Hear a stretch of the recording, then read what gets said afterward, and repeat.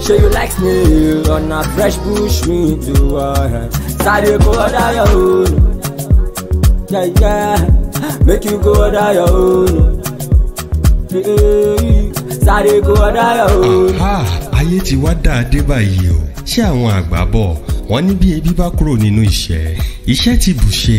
Èyí ló mú àjọ adójútẹ̀bi ni Àkànní Akànjí farm pèsè àwọn èrè oko fún jíjẹ ní ìrọ̀rùn láìsí àbàwọ́n kan àti ìnira rárá. Àwọn èrè oko bíi àgbàdo, ẹ̀gẹ́, iṣu, ewébẹ̀ àti àwọn èso lóríṣiríṣi, ẹran ìgbẹ́, ẹja odò, ìgbín àti bẹ́ẹ̀ bẹ́ẹ̀ lọ. A tún ń ta àwọn ohun jíjẹ fún àwọn oníbàárà wa tí wọn kò bá náwó lọ́wọ́ lásìkò àti ra oúnjẹ lọ́dọ̀ wa, ṣùgbọ́n tí wọn ó sì ṣe ìlérí wípé wọn yóò san owó náà padà kété tí wọ́n bá ti rí owó náà níparí oṣù. Pabambarì rẹ̀ ni wípé a tún lè kó èyíkéyìí nínú àwọn èrè oko lọ káàkiri àgbàlá ayé. Ẹ̀yin ẹ ṣáà ti kàn sí wa lórí ẹ̀rọ ìbánisọ̀rọ̀ Àkànní Akànjí Farms 08034564577 àti 09077901303. Àkànní Akànjí Farms, àwa fún yín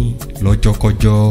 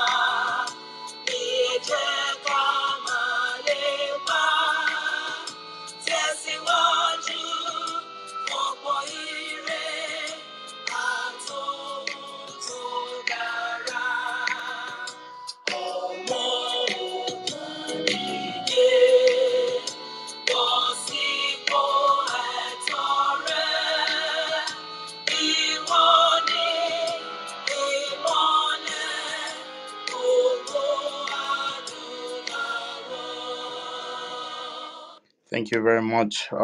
We welcome you all to this wonderful segment and conversation we're going to be having. The conversation is going to be about the Yoruba Muslims who fought against Fulani invasion. I remain one of your hosts, Femi Akinshola.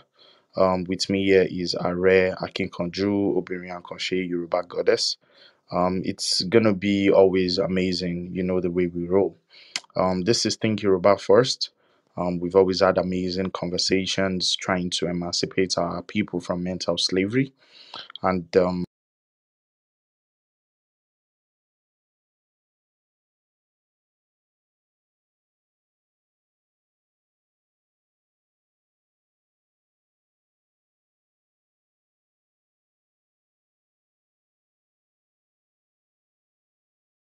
thank you very much for those who always, you know, find time to join our room. We are basically, you know, there's no conversation without an audience, so we appreciate you. So now I'm going to be handing over to Are Kunomi. Are, are you there with us? Yes. Yes, over to you, please. Thank you very much. Before we start today's discourse, as usual, we have to pay homage to the Supreme Being. I greet you all in the name of Olodumare. Today's topic, it's a very powerful, controversial, and a very hot topic. And as you listen to me, I want you to open your mind, open your heart, close your eyes, and journey with me back 300, 500 years into the past of the Yoruba history. Please, because as we are going to start, we don't want to we don't want people to come in and start asking questions about what we've discussed. Kindly ping in as many people as possible Ping them in. Ping them into the room. Because we are going to start now. We're already 6 minutes behind schedule. Thank you. So, Yoruba Muslims who fought against Fulani invasion. Most of the rhetorics you hear in our newspapers, social media, and different political and social cultural platforms is when you see some few misguided Yorubas and many Yoruba people, many non-Yorubas, who continue to insult Yoruba Muslims and are trying to scapegoat Yoruba Muslims for the political and social decisions that we make in Yorubaland. In fact, many people say that anytime there's an issue of especially within the contraption called Nigeria, and when we want to discuss issues that pertains to the Yoruba people, most non-Yorubas across all board, in their millions, the first thing they start shouting is Yoruba Muslim, Yoruba Muslim, Yoruba Muslim are the problem. And we understand where this rhetoric is going. This is a dangerous rhetoric that is having psychological effect on many Yorubas who are Muslims, but who are brought up to be Yoruba first. It is having psychological effect on many Yorubas who are non-Muslims, but who are brought up to start doubting their neighbor. And we know where this is going. There are different ways in which you can destroy a race. There are different ways in which you can destroy people. I believe there is a machination, there is a plan that is being orchestrated to destroy the Yoruba people from within. You know, Lebanon could not be destroyed for close to 400 years. Arab Muslims, Arab Christians lived side by side, intermarried, fought together, died together, and to preserve Lebanon as an heritage before this issue of separating people that belong to the same ethnicity along religious lines gained preeminence in that part of the world, and before Lebanon went into flames. As an historian, we have to learn from this bad example, and we need to set the record straight. What the Yoruba Muslims have done in history. And I say this before even starting my submission. Without the Yoruba Muslim in Yorubaland, Yorubaland would have been conquered, many Yorubas would have been exterminated, and our land would have been taken. So the Yoruba Muslims are the cardinal point on which the current existence of Yoruba society and culture is built. So I want you to go with me again, as I already said, in this journey, on this intellectual journey, while we are going to talk about the roles Yoruba Muslims played against Fulani jihadism, expansionist agendas of the Fulanis, and in the role the Yoruba Muslims played in preserving and promoting the Yoruba culture and tradition. Now let's talk about the history of Islam in Yorubaland. Many people, especially the educated illiterates, people who find it very easy to just sit in the corner of their room because of Mungo Park education that gave them the ability to just say basic things. They will just sit down comfortably and start making statements like, oh, the Fulanis brought Islam into Yorubaland. Hausa people brought Islam into Yorubaland. That's not true. The history of Islam in Yorubaland is as early as the 14th century. During the time of Mansa Musa, the richest man that ever existed on earth. And I'm talking about 1337. That was when Islam and Islamic missionaries first entered into Yorubaland under the former Oyo Empire. Now, how did we know this? There used to be a particular Arab Baba or Baba historian who was from the Sahaja Baba tribe, a very respected intellectual in the medieval times, in the in the 1500s, 1600s, even till date. His works, his thesis, his articles, and his publications are well referred across the world as regards to the contribution that this man made, as regards to what he wrote, the histories of what he wrote about ethnicities, ethnic nations, empires in sub-Saharan Africa. And who am I talking about? I'm talking about, I call him a professor because during that time there was not a professor. But during that time there was a university in Timbuktu, because the first out of in the whole wide world, the concept of university was in North Africa and West Africa. So some people even say the first university is in Mali, which was built on an African named Madinka, for that matter. And so Ahmed Baba was the first person who wrote the Yoruba history, and he was one who wrote that Islam came into Yorubaland in the 14th century. So Islam has been in Yoruba, and it was brought by the Wangarawa traders from the Mali Empire. So there was a kind of a diplomatic relationship between the Oyo Empire and the Mali Empire. So it was very easy to exchange cultures. Foreigners would come into your land. So that was how Islam came in, through peaceful means. Through peaceful means, people became Muslims without compulsion. People became Islamized by choosing the spirituality they want to follow. So this has been set straight. So how did Islam come into Yorubaland? It came in through trade, through international diplomatic relationship, mostly between the Oyo Empire and the Mali Empire. And imagine, for instance, we say the richest man in the world now is Bill Gates.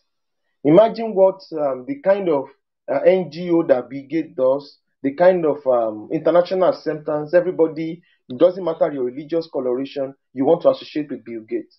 So imagine Mansa Musa just across the border, because Mansa Oyo Empire was very big then, up to we had a border close to Mali. So Oyo Empire was so close to Mali Empire, and we had the richest man on earth then. So it was very easy to exchange cultures, even religion.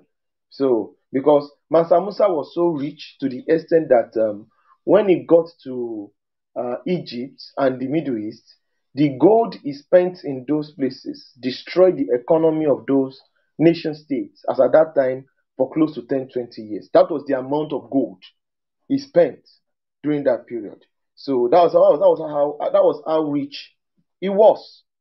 Then the first mosque was built, official mosque was built in the Oyo Empire in 1550. So Islam in Yorubaland, Islam has been in Yorubaland 500 years before Christianity got into Yorubaland. I repeat, Islam has been in Yorubaland 500 years before Christianity got into Yorubaland. So for 500 years, Isese and Islam has been coexisting in different way of the order within the Yoruba society, without any form of fight, without any form of antagonism, without any form, and without any form of fight, without any form of chaos, without any form of anarchy.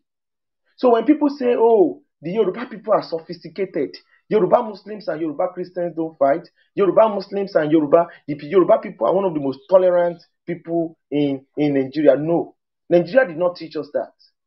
We've always been like that for close to 1,000 years. We have the ability.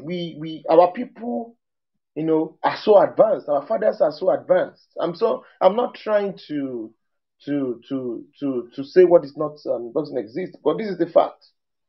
most of the world, in the world, people are preaching one love, one peace. Let us learn to live together in peace. You don't need to teach Yorubas how to do that, because we've been doing that for close to 700 years now. So because Islam has been in Yorubaland for over 700 years. And that means, for instance, Islam got into Kanem Borno Empire in the 11th century. So, and Islam got into Hausa land around the 15th century. So there is even debates that Islam has been in Yorubaland before the Hausas became, before it got into Hausa land. There has been that debate.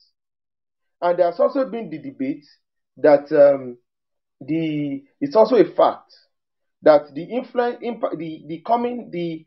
Yorubas have been Muslims long before. You know, Islam got into our land in 14th century, and Uthman Fodio came in the 19th century. That's 500 years later. So Uthman Fodio had no role in the spread of Islam in Yorubaland. That is what we should first set straight. So maybe that is the reason why the kind of Islam we practice is a little bit different. I'm going to get there later. So I'm trying to set the record straight, you know, built on the premises, so that before we jump into taking up Yoruba, notable Yoruba people, and you are going to be shocked to the extent to which these people, what they did in preserving their Yorubaness, even in the face of death and persecution. So another importance is that when you talk about, I told you the first mosque was built in 1550. So that was even when, before the Europeans, before the British, the French even knew the way to Africa. So they never got into our space. So we already practicing Islam. We had Yoruba Muslims then. So even to the extent that the Alaafin had to accept that there is a considerable and substantial Yoruba Muslim population who deserved a mosque in 1550 in Oyole. So because from Oyole being the capital, you know, it's just like Lagos being the economic capital of the Yoruba people. You know, the vogue, the fashion, the religion started spreading to different Oyo enclaves like Ede, like Iwo, like Isheyin, like even to Lagos, you know, because the first mosque was built in Lagos in late 18th century, as far back as then. Then what was the role, you know? Because when we talk about Islam, many people associate Islam with terrorism, ISIS, Al-Qaeda. That's a big lie. That's not supposed to be.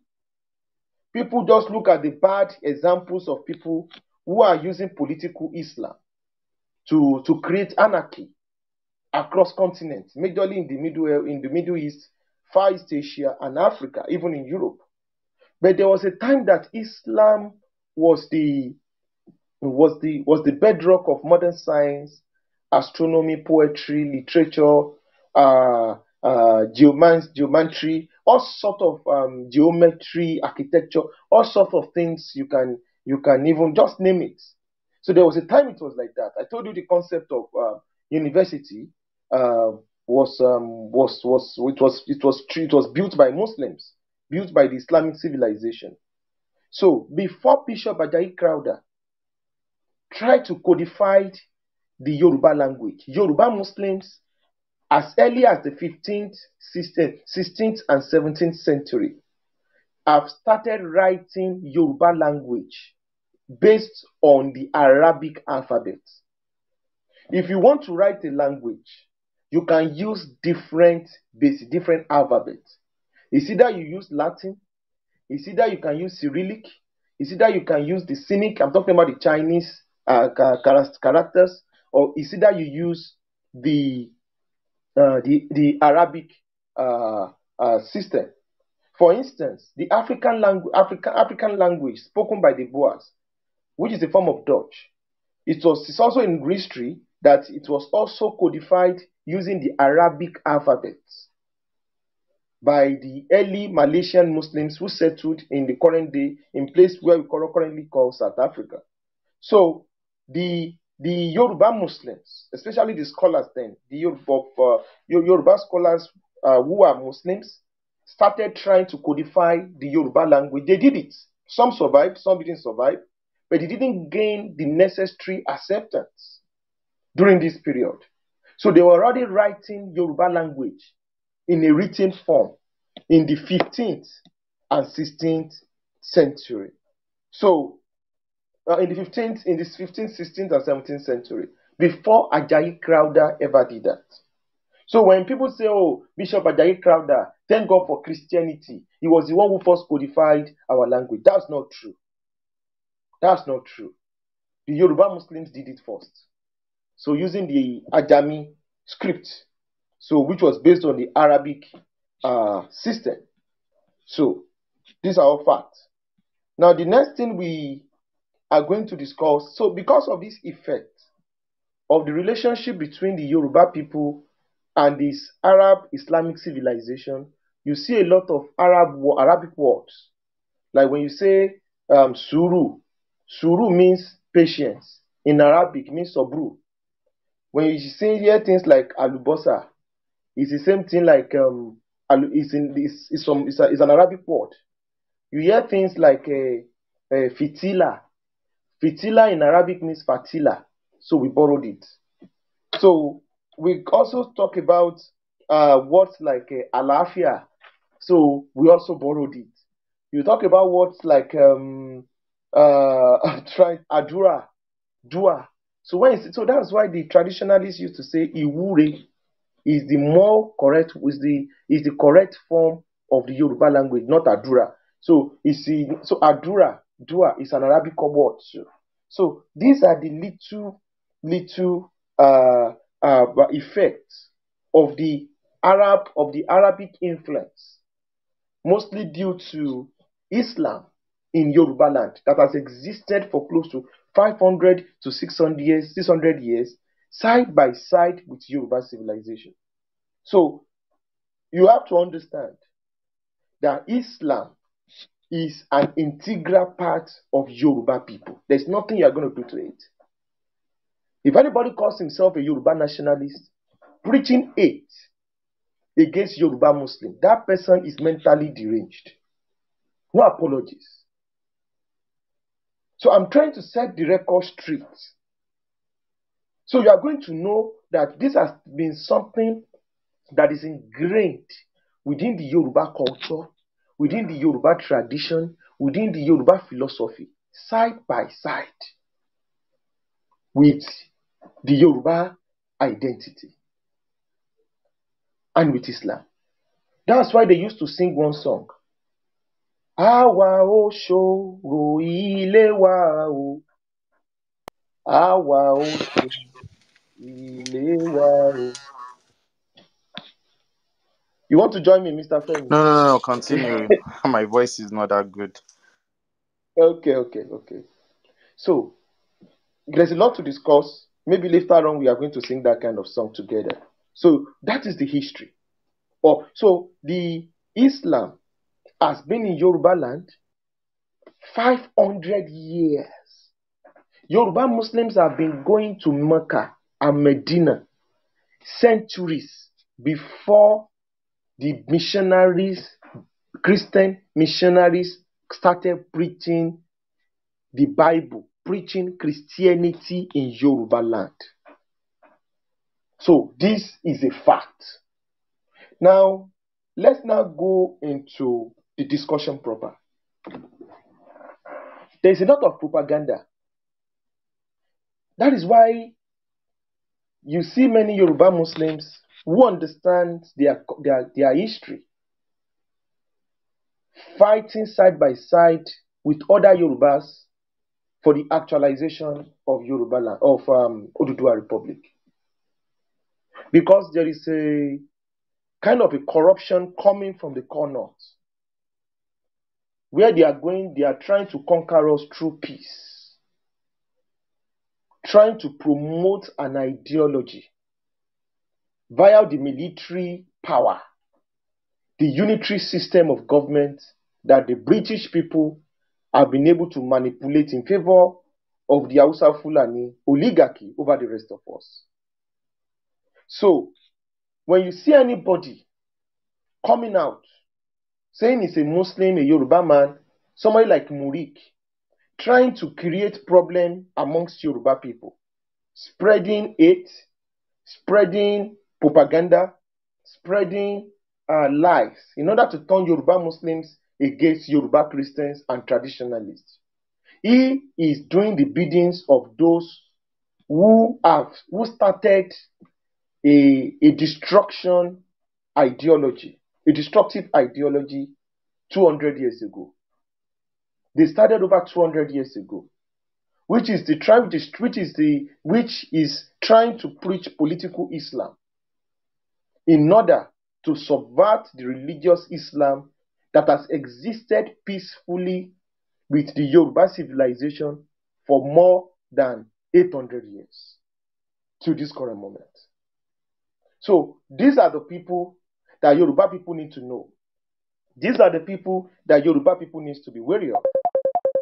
And we are going to start mentioning notable Yoruba, powerful Yoruba people who are Muslims, yet they were at the forefront of the battlefield. Battle-hardened warlords who are Muslims. They spoke Arabic, they could write Arabic, they were well lettered, they were civilized. They do not even put on the Yoruba cap. On their head is turban 247. But when it comes to Yoruba agenda, they are at the forefront, ready to die for it. So we need to start discussing these people. And I'm going to start with mentioning notable Yoruba Obas.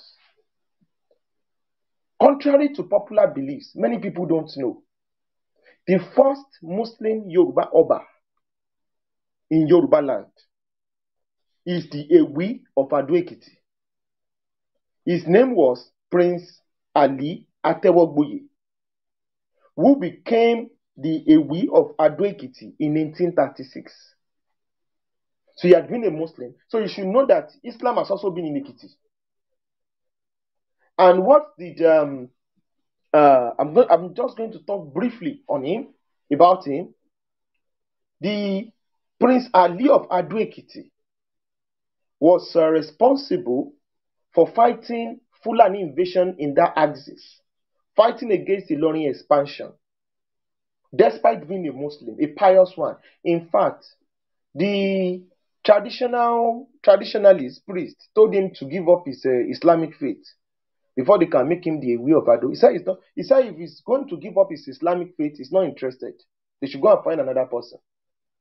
Till they came back and made him a king. And he was able to fight against Benin expansion, because the Benis were also trying to expand then. And he was also fighting against the Fulanis on two sides. In fact, at a point in time, the Ado-Ekiti we currently know was abandoned. And it was shifted to a place called Okearo. After the war subsided, they brought back the capital of Ado-Ekiti back into the current Ado-Ekiti. And it was a Yoruba Muslim Oba, a descendant of Oduduwa, Prince Ali Atewogboye, Oba Ali Atewogboye, who led many Yoruba war generals in battle against the Fulani invaders. The second Oba, who is the second Oba recorded in history, who was a Muslim, and I'm going to give you the historical context. So you are going to understand that, like, Yoruba people we are unique people. The second person I'm going to be discussing is Oba Titimi Agbale of Ede. His name is Oba Timi Abib Shangolami Lagunju. He was a son of Lalemo. And so I'm going to be calling him Oba Abib Lagunju, Oba Lagunju. So he was born in 1817, and that was when the Afanja rebellion had already started. And I'm going to go back into Afonja Rebellion. I'm going to go back in time to discuss the Afonja Rebellion. So I just want to take it chronologically. So because I'm going to be using 2 to 3 powerful Yoruba war generals who, because of the Afonja Rebellion and the coup d'etat by the Gambaris, left Yorubaland totally and never came back. They were Muslims, and they never Fulani hegemony. Mr. Femi, please, can you use the picture of Balogun Ibrahim as your DP? Please, is it possible? Yeah, 1 minute. Thank you, sir. So I'm going to continue the discussion. Now, the Balogun Oba Timi Abib Shagolami, right before he was born, his parents, who are prince, they were from the ruling house from Ede, went to Ifa, consult the Ifa priest to know about the future of Oba Timi Abib. So when they asked for his, they asked the Ifa priest what was going to be of this son, become of this child. The Ifa priest said, this son is going to be one of the saviors of Yorubaland, but he is going to choose another religion that is different from the Yoruba religion, and they must not stop him from embracing that religion. You can go to any historical fact, go and read about Oba Timi Abib Shangolami Lagunju. So he was, sorry, which one of their pictures am I meant to use? The one that he was putting on his turban, I posted in the WhatsApp. Okay, I'm gonna check. Yes, in turban, and so in 1912. So that was the basic what they said about Oba Abib Lagunju, that was what was going to become. So Lagunju, according to W.H. Clapper, the name of this British missionary, a Baptist, W.H. Clark, who wrote a book where he was talking about the different Yoruba towns, cities, and kingdoms and empires. W.H. Clark, because there is a particular concept that was seriously abused by many, like people like Samuel Johnson and other British historians. The way they were writing, what the names they were calling Muslims, they called Muslims Muhammadans. And anywhere you see the word Muhammadans, it is synonymous with barbarism, it is synonymous with violence, it is synonymous with anarchy. So that was the concept. That was what was being propagated during this period. So against people that were Muslims. So they called them Muhammadans. And when they say Muhammadans, they were actually referring to the Gambaris, the Fulanis, and some Yoruba Muslims who have sworn their allegiance to the Sokoto Caliphate from Ilorin. So that was the original belief. That is why you see the lack of history in our society might be what is going to destroy us. Because if we know our history, our mind is going to be weaponized against any propaganda, against any brainwashing of our young men and women. Because by the time you don't know your history, people can turn you in and out and make you destroy yourself.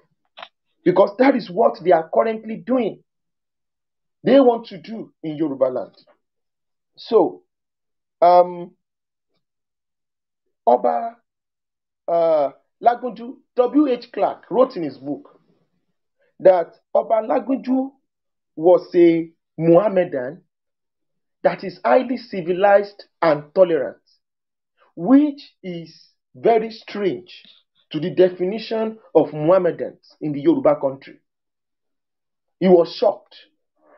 How can you be a Muhammadan and still be tolerant and still be civilized. W.H. Clark further wrote, you can get the book and read about what they wrote about the Timi. Oba Abib Lagunju.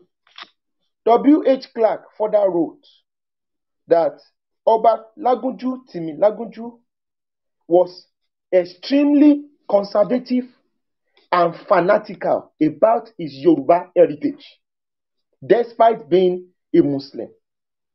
So when he went into Ede, the first thing he saw was that he saw Yoruba, people of Ede are Yorubas, army shooting guns into the air 4 times to salute him, and like a visitor, and he was shocked, and he was asking the people that were there. He said, call them the Mohammedans. Like, who taught the Yoruba people how to be using guns to salute visitors? That this is a practice that was only common in the Ottoman Empire and British and in Europe. How did this practice get into Yorubaland? They didn't know. So he saw the way the organization, how everything was so organized, the house he lived, that these people are so advanced, so tolerant.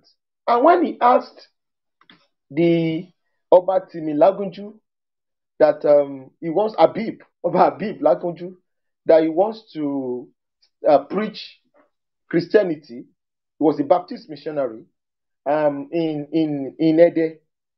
Oba Abib said, no problem, that Yorubaland is a tolerant country. Go anywhere you want to go. He gave him that and tell him to preach as he wants. That he's not interested in what he's doing. That was what Oba. And let me now tell you about what about Timi, Oba Timi, Abib Lagunju.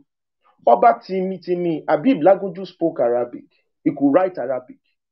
He was well versed in Islamic jurisprudence. In fact, one of the earliest form of Sharia court was established in Ede. If people don't want to hear this, I'm telling you today. Before the Europeans took over Yorubaland, there were Sharia courts in Yorubaland 250 years ago. That was existing side by side. What I'm going to say today is going to be controversial. But we need to know this so that people will not weaponize ignorance against us. There were these courts in Yorubaland. And the people that were managing these courts, when there is a means to go to war against Fulani, they will be at the forefront, fighting like demons against Fulani invasion. So the question is, what is actually happening? How sophisticated were our forefathers? How could they be able? And let me now also tell you this. Within the Yoruba cities and country, we had places like Osabo, where we had Hausa and Muslims who settled in our midst, who were also fighting side by side with Yorubas against Fulani invasion. So this historical nitty-gritty is what we need to untie, unearth, and unravel so that we can understand where we are coming from. So I want to now tell you the exploits of Oba Timi Abib Shango Lami Lagunju. Now, Oba Timi Abib was not just an Oba who sits in the palace while his generals go to war. After what happened to Alaafin Oluewu, it was a general, it was an accepted practice that the Alaafin would no longer lead war, go to war again. So all the other Obas, Baales, like Oba Timi, were mandated to lead the battle from the front when they were fighting against invasion, against the Oyo Empire. So Oba Timi Lagunju led countless war, fighting to preserve Yoruba people against Fulani invasion. In 1840, many of us will understand where Ede is. You see how close Ede is to Osogbo. In 1840, Oba Timi, then as a prince, fought against the Fulanis in Osogbo. Yet, he was already a Muslim then. And let me now also tell you the history of this man.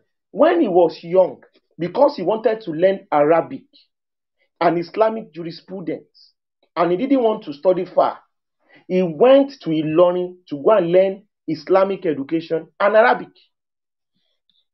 He went there, and that was where he learned the fighting techniques of the Fulanis.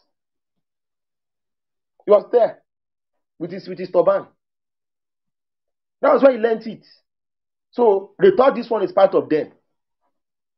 So when the battle, the Fulanis were about to expand, and they were expanding straight into Osogbo in 1940, he quickly went back.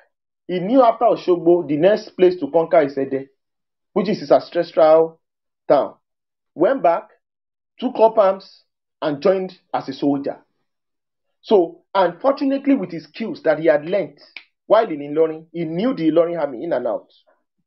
So, which was very, very handy in when he was fighting on the side of Balogun Elepo and Balogun Oderinlo, when they were fighting the guerrilla war tactics, where they lured the Fulani cavalry into the tropical rainforest, where they were able to destroy and exterminate the Fulani army in 1940. That was the biggest. Yeah. Are, sorry. Yeah, this is Femi. So I've uploaded his picture, and just worthy to mention. I'm not sure if Are really was very specific on that point. That during the time of Oba Timi, a lot of monarchs in Yorubaland had already stopped the idea of leading their military into war fronts. But he was, one of the three people that were so bent on leading their troops, against all sort of invasion in Yorubaland. So I just wanted to mention that. Thank you, Are. Please go on. Thank you very much. Thank you very much. So that was the history of like one of the exploits of Prince Oba Habib Lagunju. Then there was a battle. There was a serious battle that he fought, and which is one of the battles that another thing he did. He became a king in 1855 when the Fulanis under Balogun Karara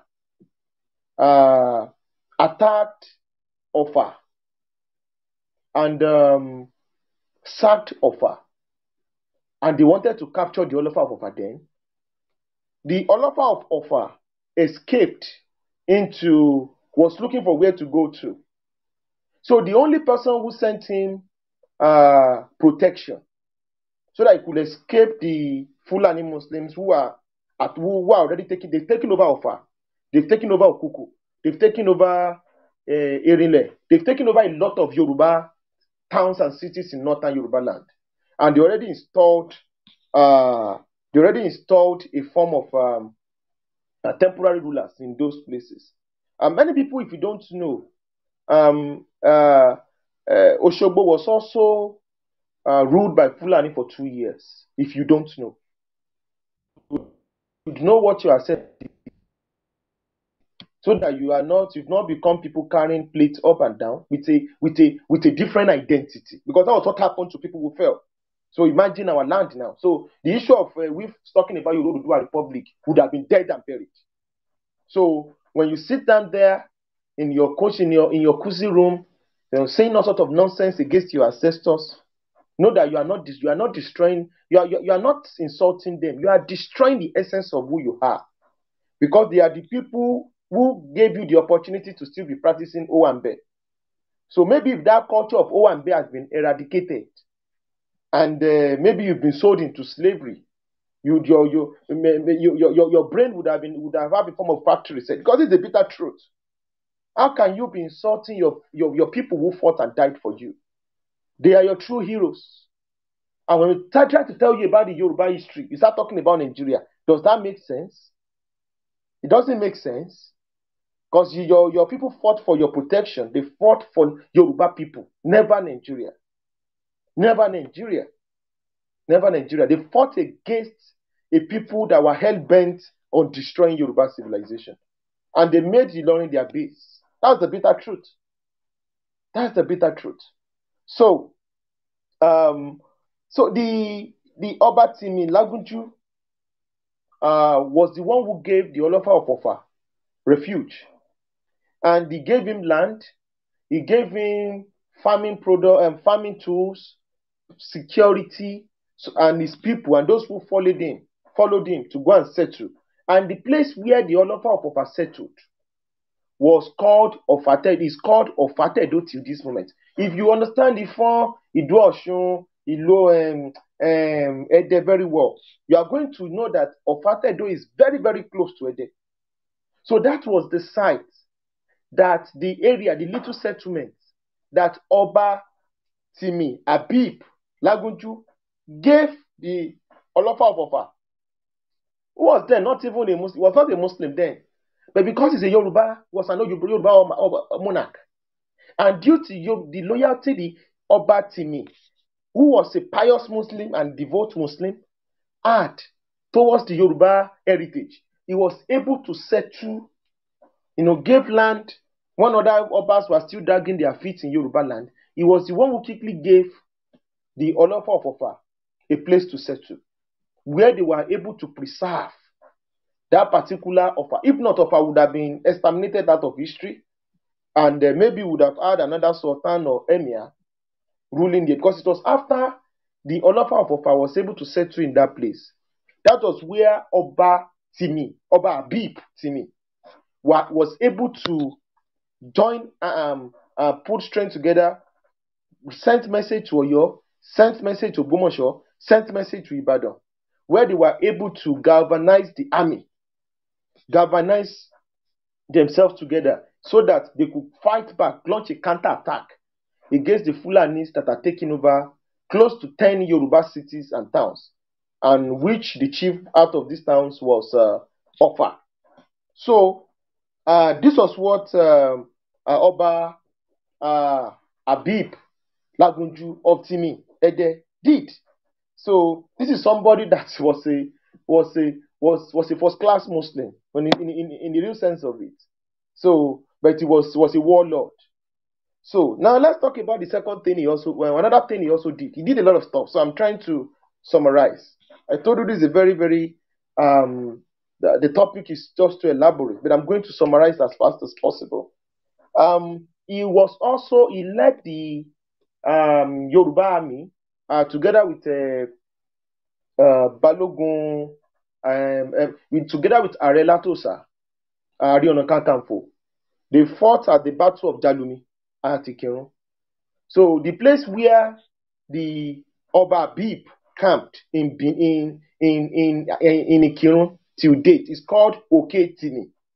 So he said he's not going to go back to Ede until the Fulanis are chased back to Ilorin. So he would rather die in battle. Now, this is somebody that fights with turban on his head, saying La ilaha illallah Muhammadur Rasulullah. This is somebody who chants Islamic recitations while going to battle. But he went to Ikirun because Ikirun was already besieged by the Ilorins. So Ilorin people, the Ikiruns were already begging reinforcements from other Oyo towns and Yoruba cities to send reinforcements. And the first people who got there was the Timi himself with the Ede forces. So and other soldiers. I think almost 20,000 army soldiers. So before that reinforcement came, and he made sure, and they asked him to go back, while the battle was still going on. He said no.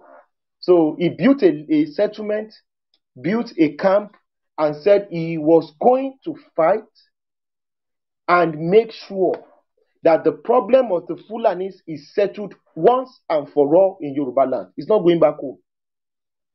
So when people tell you, the Ilorin people is a kind of Islamization, what about people, the Yoruba Muslims? Thousands, if not millions, under the Oluwo, Obalamuye. I'm still coming there. Under the Akinu of Ikirun, Aliyu, Oba Aliyu. Under the Timiagbale, people with, or is it another warlord called Balogun Ali, who was the head of the Yoruba Muslims? Or Osi Osundina, somebody that will be leading Islamic prayers when gunshot is being fired. And he's fighting on the side of you, but when he will be reciting Islamic prayer and gunshots, and after that he's going straight into battle. They were the people who chased Fulani back. If you want to listen to me,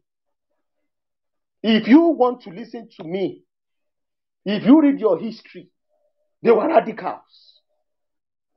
Battle for battle, man for man. They met these people at the point of their bestiality. They ran away. If you allow people to change your history and you are sitting down there because you embrace ISESE or Christianity, you are disparaging Yoruba Muslim. You need to be flogged seriously. Because some lectures are for intellectual exercise, where you continue to speak Queen's English, you romanticize words, and some lectures is meant to flog sense into people who do not have sense.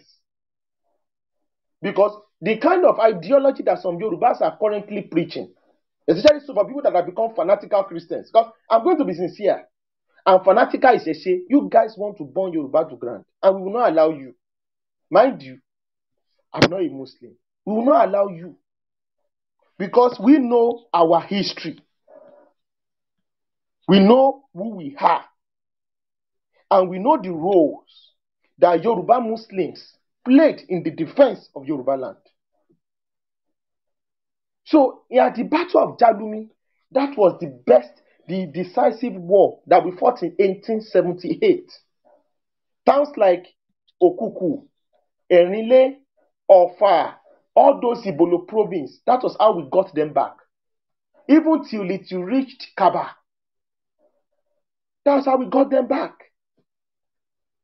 And so the only place where the Fulanis could go back and locked and barricade themselves in was Ilorin.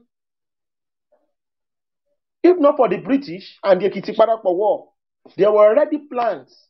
The next place are Latosa, Timi, Oba Abib, Akino of Ikirun, Ali of Iwo, Balogun Ali of Iwo, Oba Lamuye, Showon of Ogbomoso. The next place they were going was to go out to Ilorin. That was the next place they were going. That was the next place the Fulanis were going, because there were Yorubas already in Ilorin that were already revolting. They were already fighting the Fulanis. They chased the emir away. In the 1890s, they chased the emir away. The British stopped that, put us into this mess. So we have to understand our history. So when we see people who don't understand what is happening, we sit them down and talk sense into them. You can be a Yoruba Muslim, you can be a Muslim and still be Yoruba first. You can be a Christian and still be a Yoruba first. You can be an atheist and still be a Yoruba first. You can be an ISESE adherent and still be a Yoruba first. You can be transgender and still, was transgender and still be a Yoruba first. That is what we need to do to preserve our civilization, so that our enemies do not use our fault lines to destroy us from within. Because I'm telling you, Yoruba Muslims, what have they done? Are, sorry, my back channel is already getting full. Should we take questions, or you still want to hold on? Okay, let me answer one last thing, because I want to finish on Oba Abib. So we go to another people, like close to 3. So now let me quickly finish about Oba Abib. Oba Abib was when he died in 1900. when Oba Habib died in 1900. Reverend Johnson, Samuel Johnson wrote something, and W.H. Clark also wrote. Samuel Johnson wrote in his book that the Yoruba people have lost a conservative, a gift, and a rare gem across all Yoruba kingdoms. That his boots, his place, his role will be very difficult to fill. He was respected by the Ekitis. He was respected by the Ondos. He was respected by the Ifes. He was respected by the Jebus. He was respected by the Oyos. He was even respected by the Lawrence Fulanis. That was how gifted he was. He was an historian and an intellectual at the highest level. That was what they wrote about him. W.H. Clark also said the same thing about him. When I read about what was wrote about him, they said his only fault. There is one thing his fault is that, he's too strict. When he tells you yes is yes, he won't change it. That was what they wrote about him. When he tells you he's going to die in the battlefield, he's going and he's not coming back. His people were even complaining about him. That is too hard. Just imagine, Yoruba people, anyway, that's who we are very funny sometimes. That's what they wrote about Oba Habib. Timi Lagunju. May he rest in peace. So this was what he is. And many people were crying for many years. And let me not even tell you about Oba Habib again. When the Modakeke were giving the Ife people problem under Onidiri, Oba Habib, Timi Habib Lagunju, led the Oluwo of Iwo, then Lamuye, to go and tell the Modakeke people to leave that area so that they can respect Ife, because they will not open their eyes and see Ife being desecrated and disrespected. These were people who understood Yoruba history and Yoruba tradition, because he said Ife is the cradle of the Yoruba people. He said it. Go on. I'm going to read the list of books you need to go and read. That's what Oba Habib said. Timi Habib, that's what he said. That these people need to go back. Because he wanted to protect Ife at all costs. So, I'm going to stop here. And his son was the second chief imam of Ile-Ife. His son, Raji, who was a prince of Tini, Raji Lagunju, built the first mosque in Ile-Ife. But when it comes to Yoruba agenda, they are at the forefront. But these people are Muslims. They were able to separate their religion from their Yorubaness. There are millions of Muslims like that in Yorubaland to date. Forget the ones they are giving money to go on social media to say crap. That's the disadvantage of being in Nigeria, where people can weaponize some nuisance in our midst.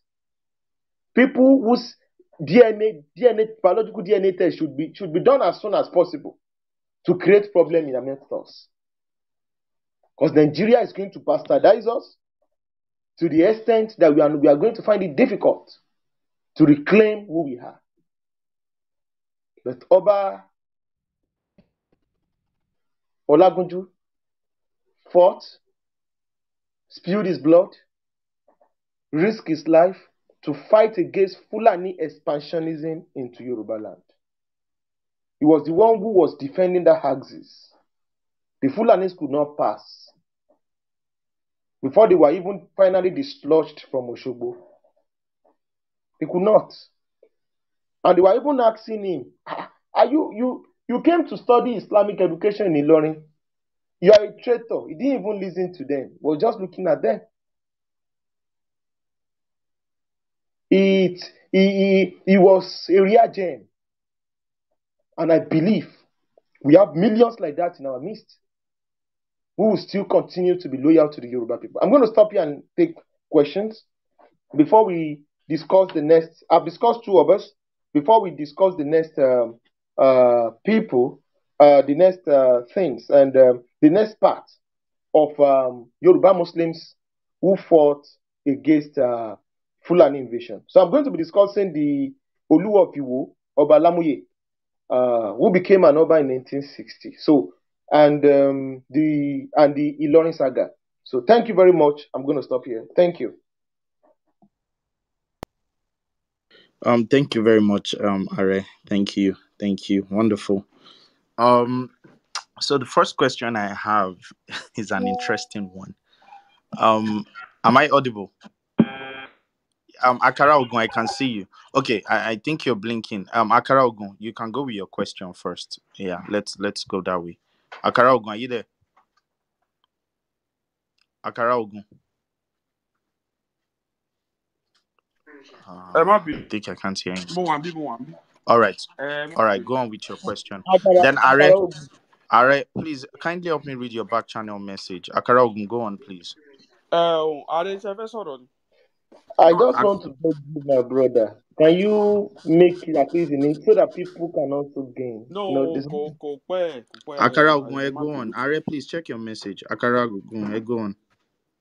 nǹkan tí mo kàn fẹ́ sọ ni wípé àkàrà ààrẹ mú kí ẹ kú iṣẹ́ nǹkan kékeré ni mo fẹ́ sọ fún ọjọ́ iwájú tẹ́ bá fẹ́ ṣe nǹkan báyìí àmọ́ ẹmọ kan sọ pé kí ọwọ́ ọmọ kékeré ò wọ kèrègbè ọwọ́ àgbà kò wọ kèrègbè ọwọ́ ọmọ kékeré ẹ má bínú owó yẹn ìkan ò tó pẹpẹ kan wọ kèrègbè ní bí mo ṣe máa gbé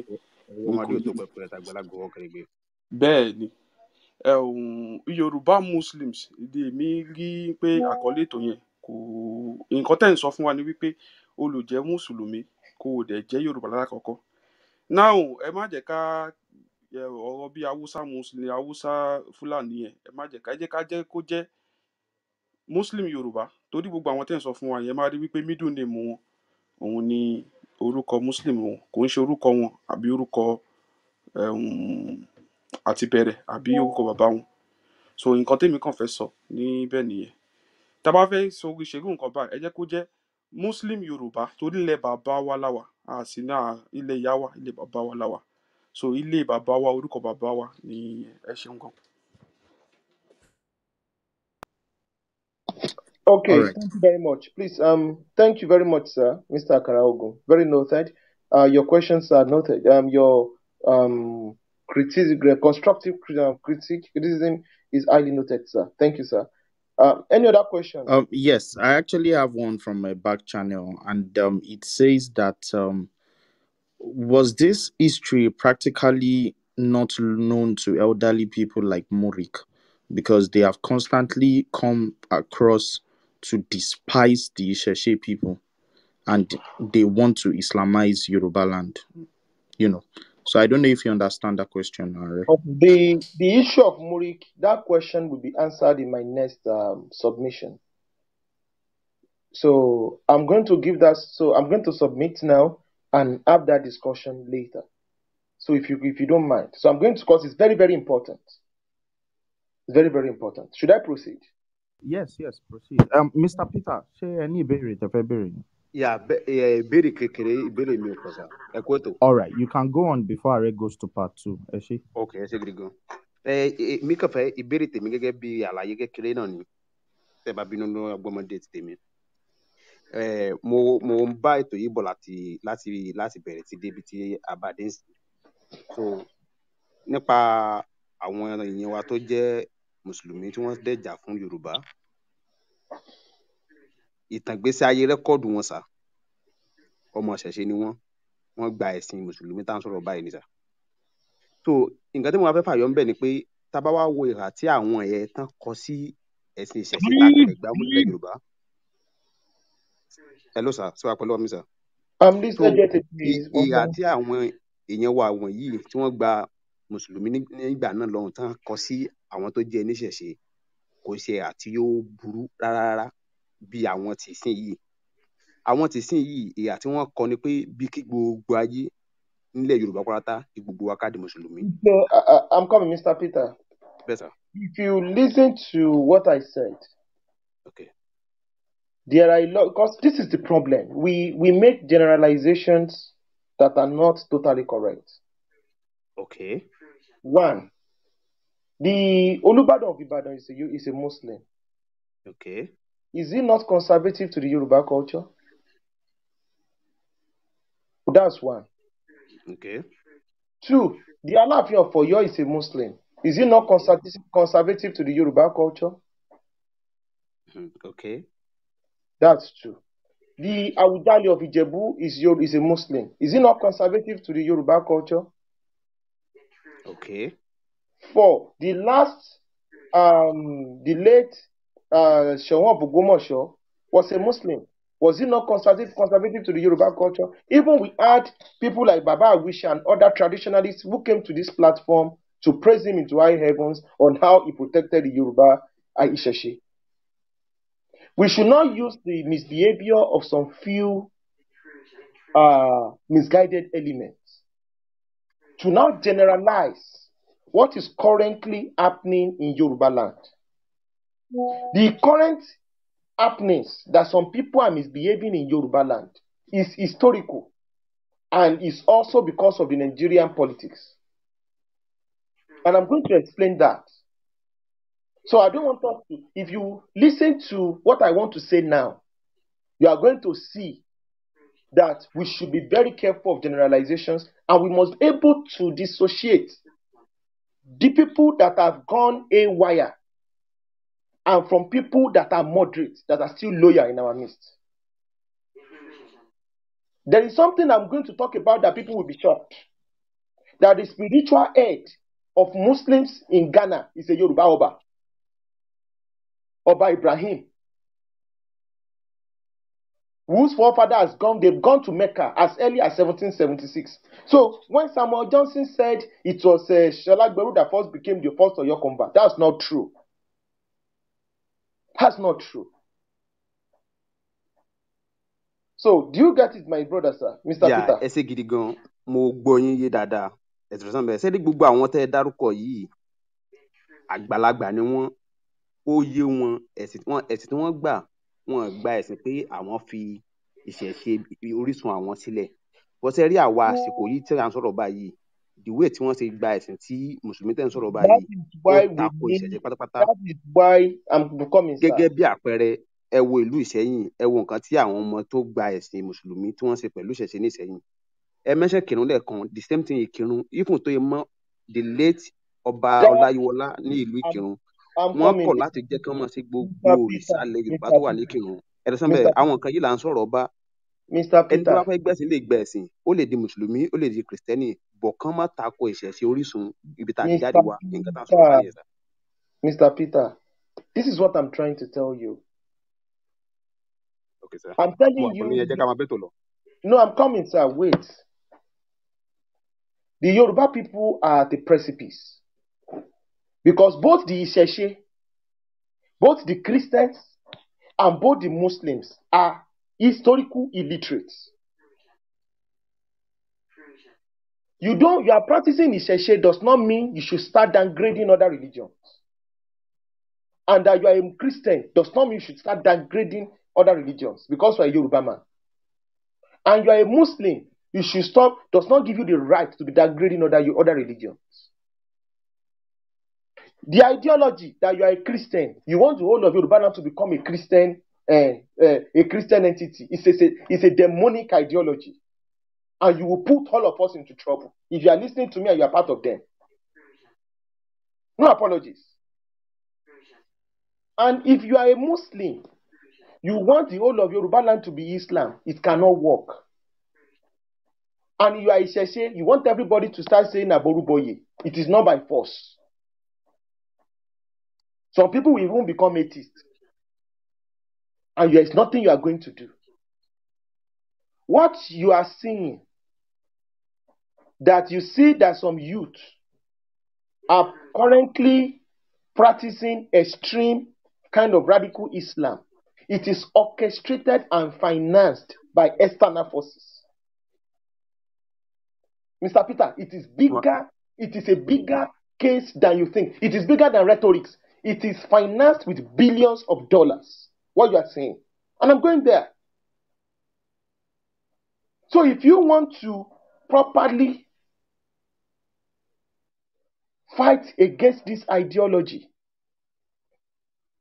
you must fight against it with the right historical basis and the right historical ideology. People with the right knowledge should speak for us so that they don't take us from frying pan to fire. I don't want to mention names. I know people, when they start talking about ISESE, they will destroy Yorubaland. Because they don't understand what they're talking about. You would go to some rooms. Some people, all they will talk about is how Yoruba Muslims destroyed the Oyo Empire. That's a lie. Lie from the pit of hell. That's why they say half education is dangerous than stark illiteracy. Tell these people the role their forefathers played in the preservation of Yorubaland. And tell me why, if they will not change their mind and join. Let me tell you something. I know young Yoruba youths, Muslims to the core, from Iwo, from Ilorin, from Ikirun, that are die-hard Yoruba conservative. People in their 20s. So I don't know who you are talking to, Mr. Peter. I know it exists. These people are minorities, but they are vocal because they are properly sponsored. This is why we are having this topic. This topic is a very, very important topic. I've been looking at things. I didn't want to talk about it, but I'm going to talk about it now. And I want anybody who has contrary opinion to come up and tell me if everything I've said is not true. So it is history that you are going to use to cure this malady. Why do you think Murik? Who do you think sponsors Murik? Who sponsors his press releases? Who sponsors his move activities? Who is doing this? And I'm going to tell you who is doing it now. So let's go to the next discussion. Because I understand. Let's go ahead. Yeah. Thank you. At the height of Fulani expansionism, when they felt Yorubaland had to be conquered, because this is the way they operated, they made Ilorin a militaristic state. And what is a militaristic state? A state that was created for expansionism and expansionist agenda, ably supported and financed by the Sokoto Caliphate. So that was why the Emir, Abu Salam, paid us his loyalty. And Alimi had collected the flag from the Sokoto Caliphate. Now, the Emir of Ilorin, when they found out that it was very, very almost impossible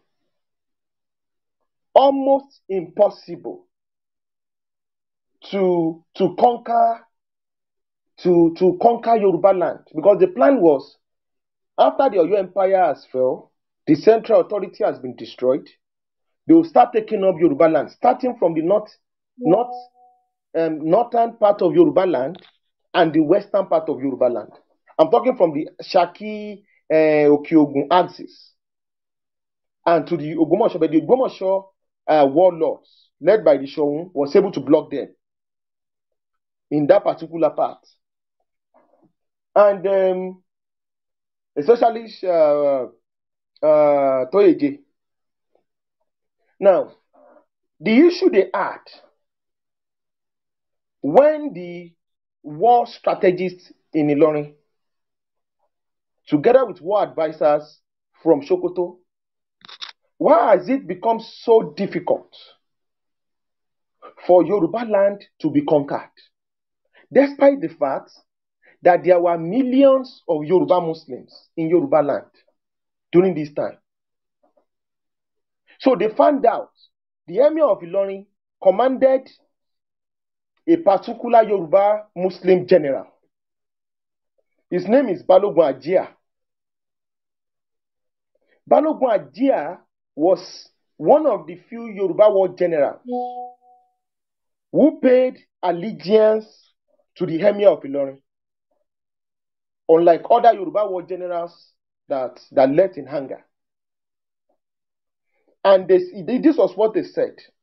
This was the way forward for the Fulanis, the Gambaris, to take over Yorubaland for the Sokoto Caliphate. 4 Yoruba towns, city-states, need to be conquered and subjugated before the whole of Yorubaland can fall, in order to weaken Ibadan and Ogbomoso. Because many people talk about how Ibadan fought at the Battle of Oshogbo. It was Ogbomoso people also fought. No, there were some Yoruba city-states whose population is close to 70% Muslim population, as at over 200, close to over 280 years ago, who were fighting, who were dying, who are thinking, who did everything necessary to make sure that me and you, we've not turned into Almanjiris today. And I'm going to mention the message that the Emir of Ilorin told Balogun Ajia. He said, for Yorubaland to be conquered, to weaken Ibadan military might, Ijaye military might, and that was then, and Ogbomoso military might. These four Yoruba city-states need to be conquered. And these 4 Yoruba city-states were ruled by Muslims. Yoruba Muslims. 1, Ikirun, which was ruled by Oba Aliu. 2, Ede, I've told you, Oba Abib, Lagunju. 3, Iwo, Oba Lamuye. And 4, Oshogbo. These were all Yoruba traditional, majorly Yoruba traditional Muslim states. Because we need to say it as it is. So it was Operation Destroy Iwo, because even though they are Muslims, they are loyal to the Yoruba people. They must be destroyed. Operation Destroy Ede, even though they were majorly Muslims, ruled by Muslims, even practicing a form of Islamic law, they must be destroyed. Operation Destroy Ikirun, even though these people are Muslims, practicing a form of Islamic law, Islamic education was there, because so that people will not go to Ilorin to go and study Islamic education. Yoruba scholars then started creating Ile-Ikewu. Ile-Ikewu has been with us for over 300 years, if you don't know. Madrasas. So that we don't go there, they started creating it in different Yoruba, on these different Yoruba city-states. So it was because of this that other Yoruba war generals, even traditionalists, came together from Ibadan, from other Yoruba centers, came together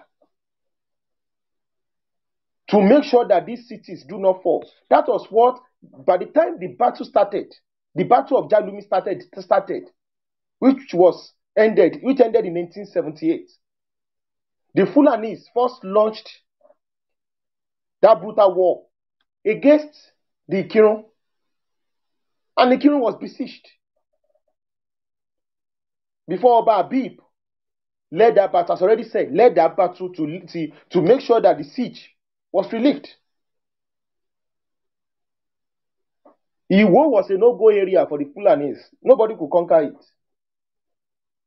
was a no-go area. These people Sabo has been in Iwo for more than 250 years. Over 200 years. That's when there has been different Muslims. They had Hausa settlers in Iwo. But when it comes to defending Yoruba land, they are Yoruba first. Go and read about what W.H. Clark wrote about when he got to Iwo, when they were celebrating Ramadan. Definitely, he was shocked with the way people, the organization. But one thing was certain. They preserved their Yoruba cultural heritage.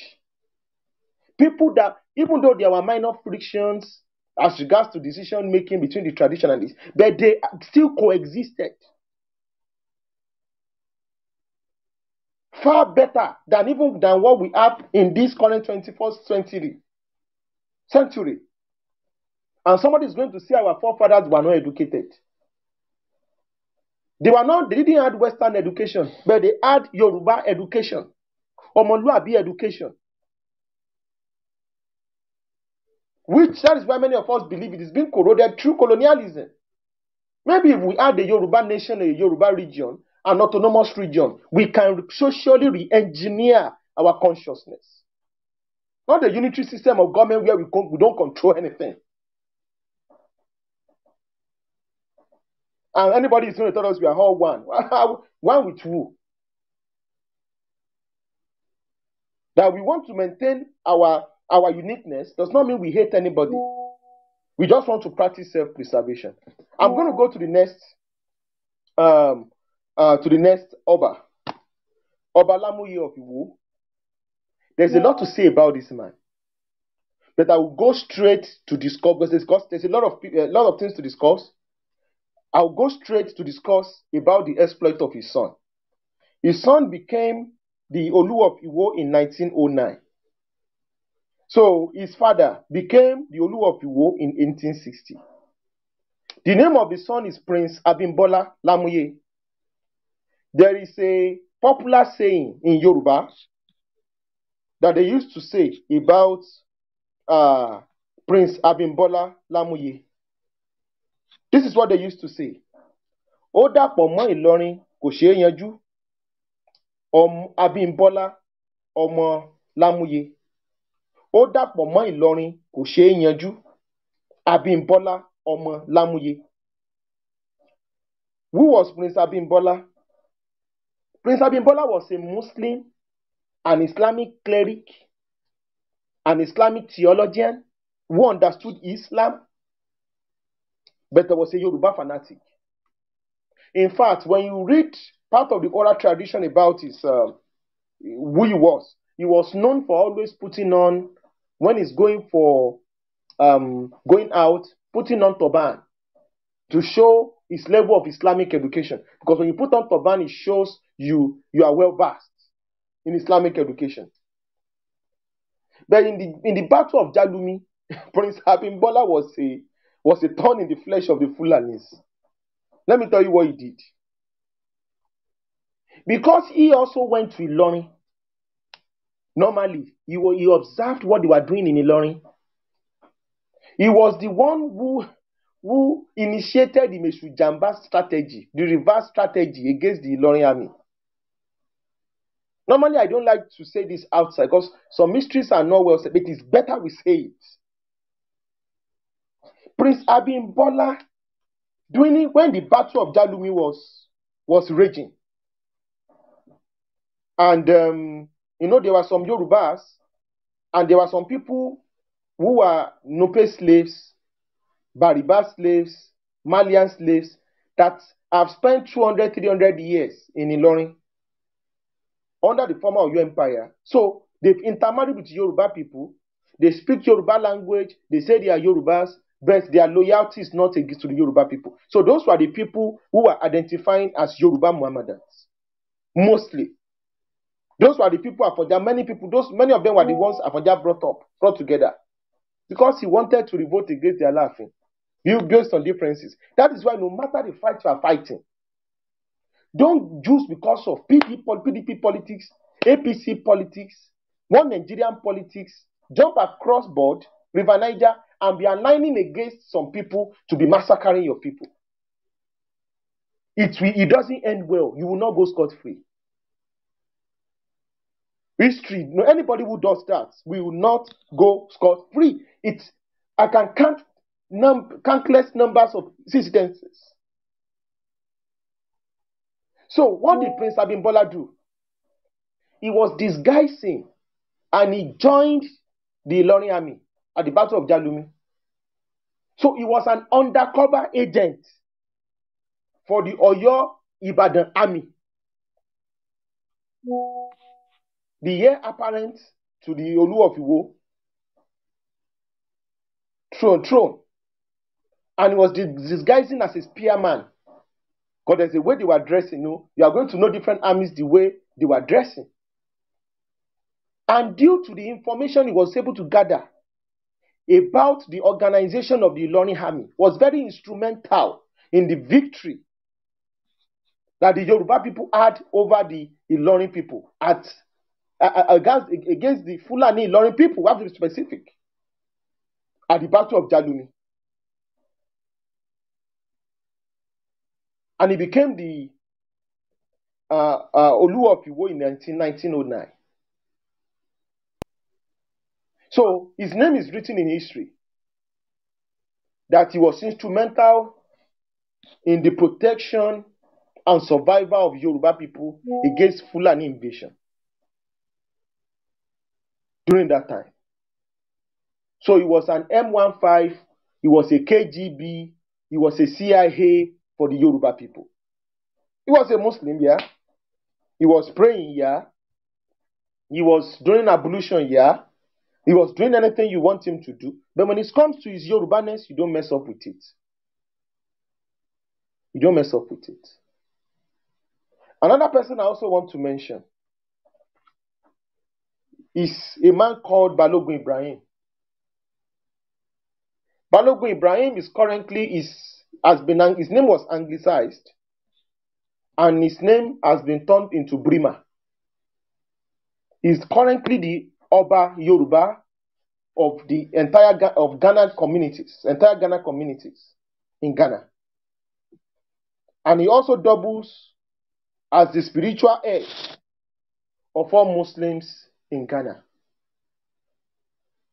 Who is Balogun Ibrahim? Who was Balogun Ibrahim? Balogun Ibrahim was a Yoruba Muslim. That was why when you look at the account of Balogun Ibrahim, that's why I'm surprised that many books have not been written to detail the life and exploits of these great men.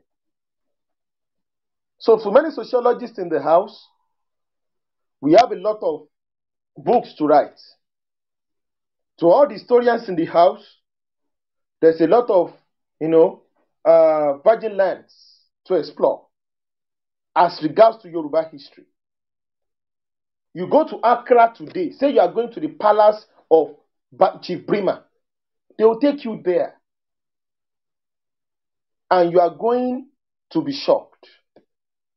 Please, Mr. Femi, I'm talking about the picture of Brima, not Timi. Can you put it there? Please. Or if anybody is in the house, please. Thank you just give very me a much. minute. Thank you. Thank you. So, there is something I also want to say about Balogun Ibrahim.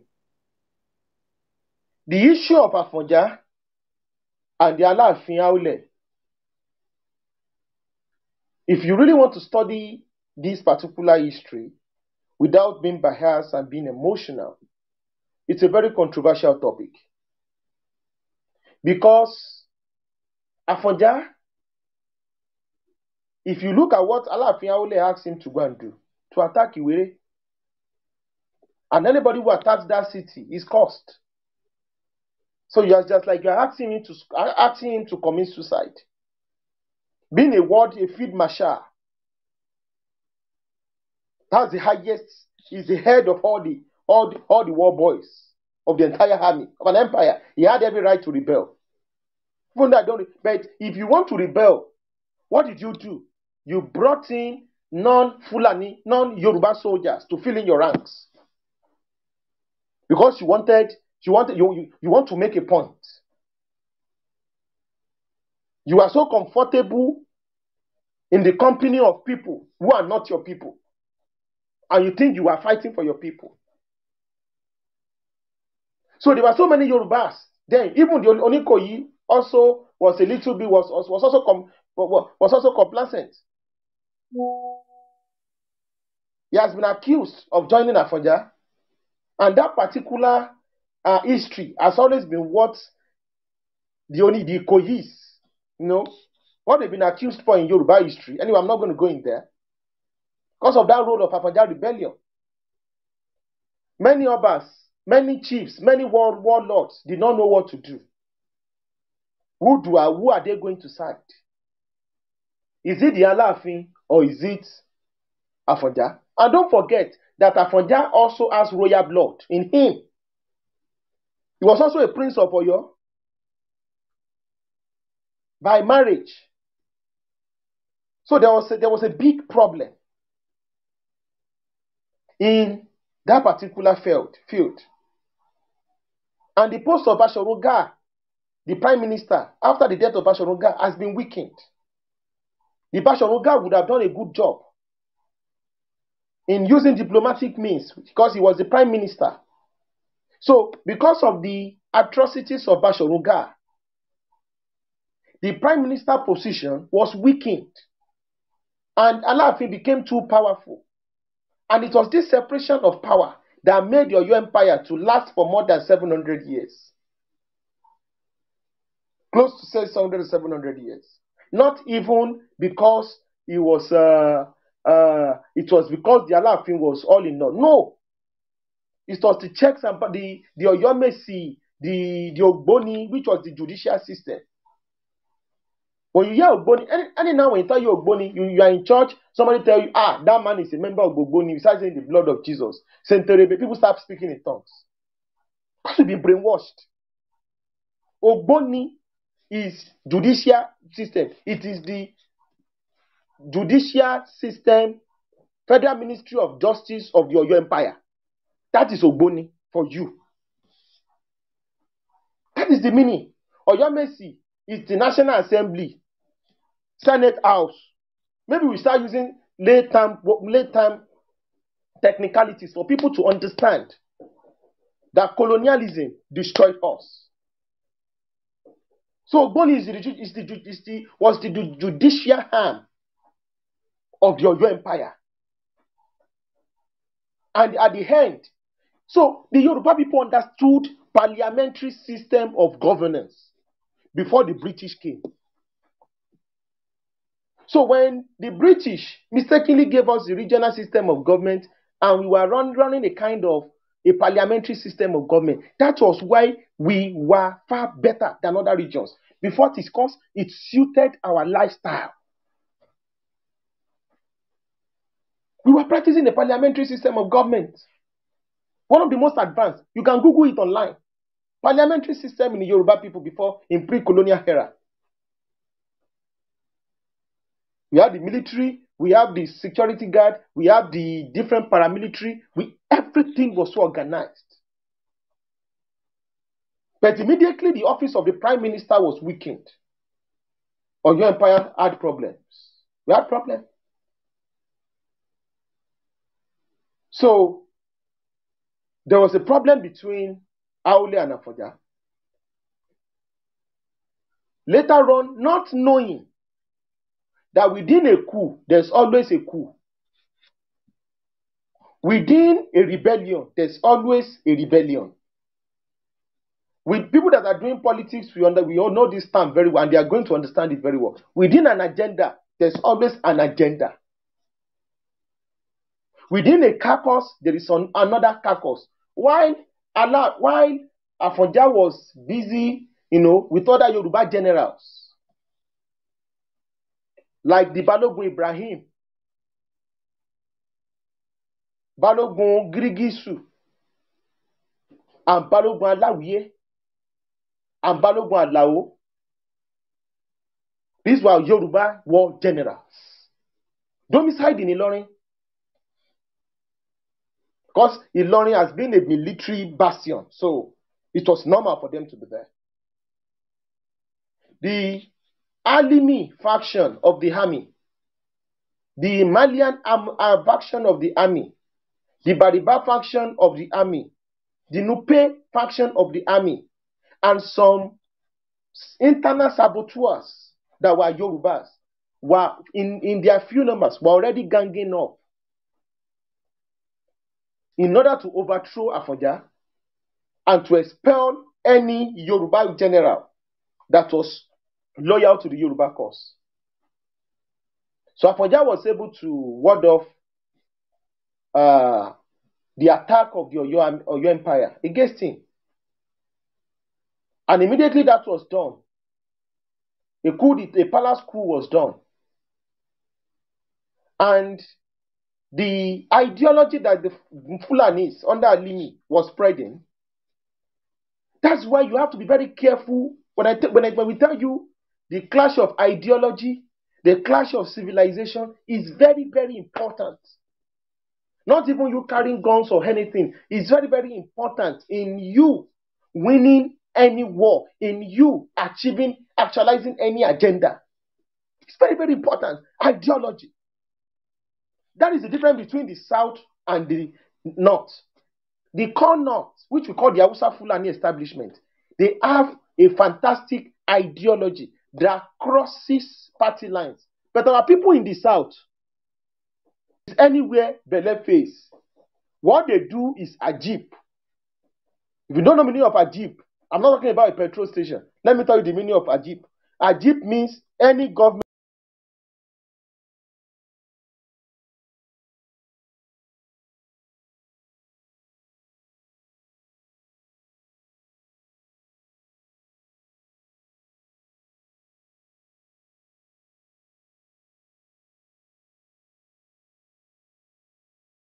in power. That is the kind of politics they play.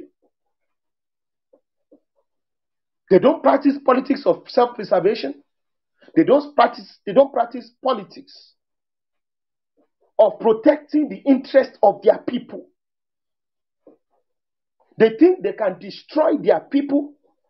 They can sabotage against their people. They can lie against their people. Their people are pawns in achieving an end goal of material and political benefits. That is the kind of politics they play in southern Nigeria, from Yoruba to Igbo. And they have no shame. Single shame in this. So we have to understand that. So, by the time the coup was done, and Balogun, Alimi declared himself the emir of Ilorin, and he pledged allegiance to Sokoto Caliphate.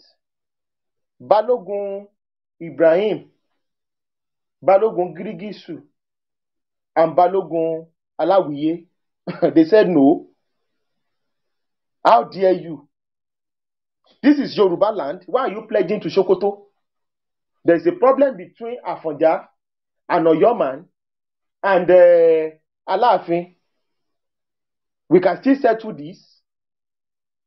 So what gives you as a Fulani man to come into our space? The next thing is you are declaring yourself a king over us. Who are you? When did you come to Ilorin? When did you get to Ilorin? Our own forefathers were born here. This is our country. This was not the plan. So they revolted. And people like LAGBA was also with them. They started asking questions. But LAGBA had the best military men that he would have used to fight against Alimi. This is why you see history is for you. When you understand history, you are going to know that if you make a mistake, a single mistake you make today might be what will sell your entire generation into eternal slavery. A single mistake you make today will be what will turn your children into the hewers of woods and the drawers of water till eternity. So your decision is not only for you, it is for your unborn generation. Your decision is not only for you, it is for your unborn generation. So Balogun Alagwiye and Balogun Ibrahim and all these other warlords who are Muslims, who spoke Arabic, they could write Arabic, they've been to Mecca, they've been to the Ottoman Empire. In fact, Balogun Ibrahim traveled to Mecca as early as 1776. He was a fool, there was even no Muslim, Yoruba name in his name. But this man was an hardcore Yoruba nationalist. Hardcore Yoruba nationalist. So, there was a rebellion. So they asked Sholagberu to join them. So Sholagberu said, well, Sholagberu had been manipulated through the Islamist ideology. And this is the Islamist ideology, which I call political Islam. What is political Islam? Political Islam can be defined as a form of Islam where you use it's a kind of political Islam where you use religion to achieve a political aim, and it is based on a fundamental philosophy, which is the pan-Islamic political unity. That in Islam there is no ethnicity. In Islam there is no tribe. We are all Muslims. So if Muslims are fighting a cause, it doesn't matter. You must also join them in fighting that cause. Am I communicating? So do you understand what Murik is doing now in Yorubaland? He's an Islamist. So when you see Boko Haram, you see Al-Shabaab, you see Taliban, those are Islamists. You see Al-Qaeda, those are Islamists. People who have weaponized religion to achieve a political goal. The Islamic Brotherhood is an Islamist organization that was outlawed in Egypt. It's an Islamist organization. So they now told Sholagberu, they even gave him a position. Look, don't fight against us. I'm trying to summarize. There's a lot to talk about. Don't fight against us. That was what Alimi told you. We are all together. We share power. We are all Muslims. We just wanted to fight against idol worshipping. These people are pagans. They are uncivilized. But Sholagberu warned Afonja that Alimi is going to destroy him. Afonja did not listen. And when Afonja was being shot, arrow was being, they were killing him. They thought he was not going to die. He called Sholagberu to come and help him. Sholagberu did not answer.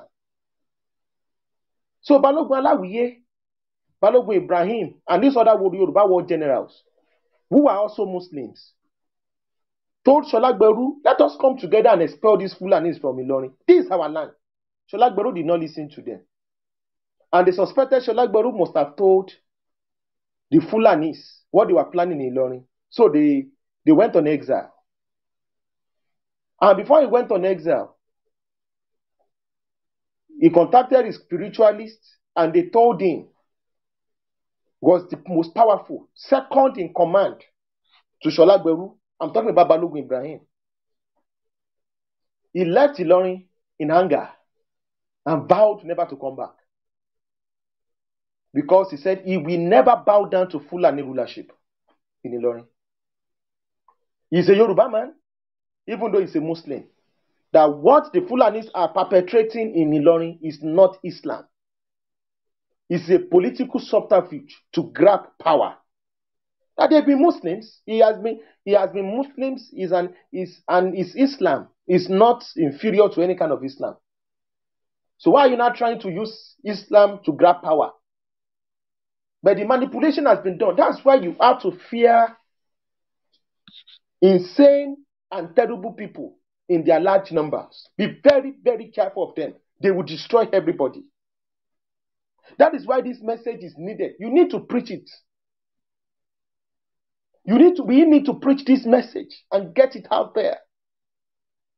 So that the multitude of unintelligent people in their mob, in the mob-like faction, do not destroy those of us who think we know. So Balogun Ibrahim left Ghana, and the spiritualist that he contacted, he didn't tell us maybe it was Ifa. You might know maybe it's probably going to be Ifa.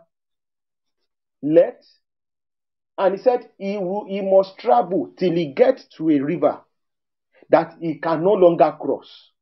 That is where he must stay. So he left Iloni around 1812.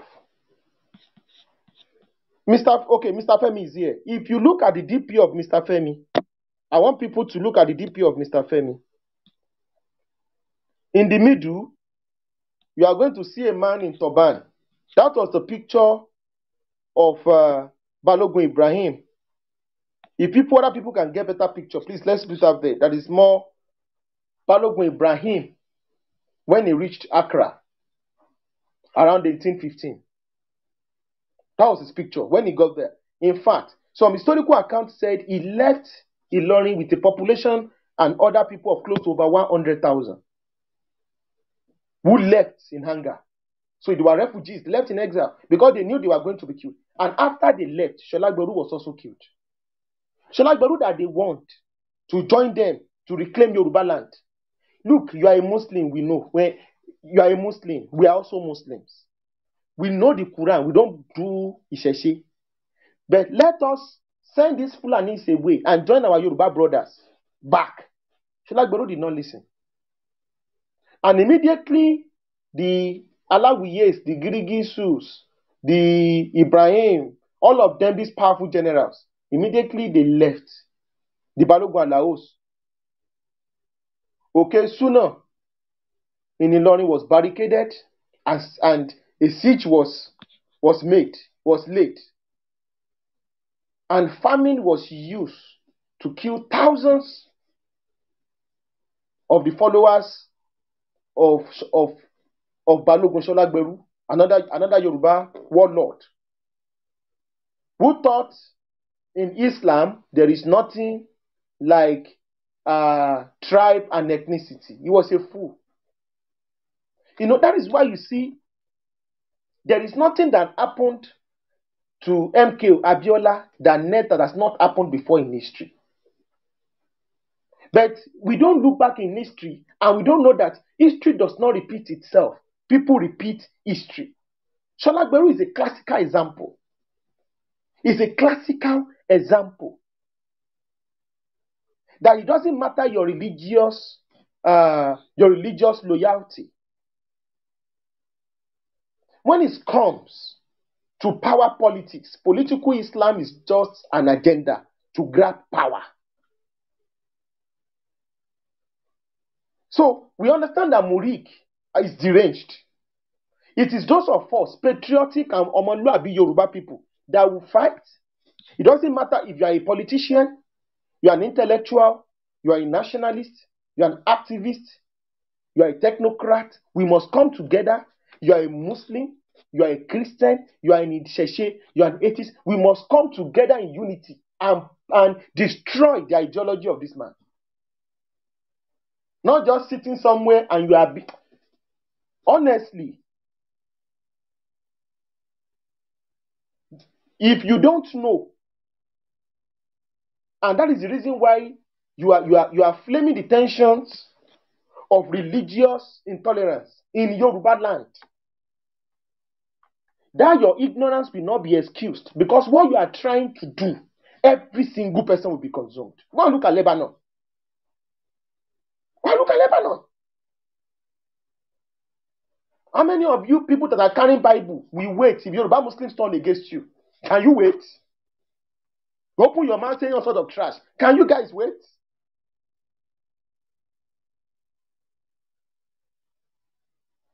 And who told you Yoruba Muslims are not loyal to the Yoruba cause? Who told you that?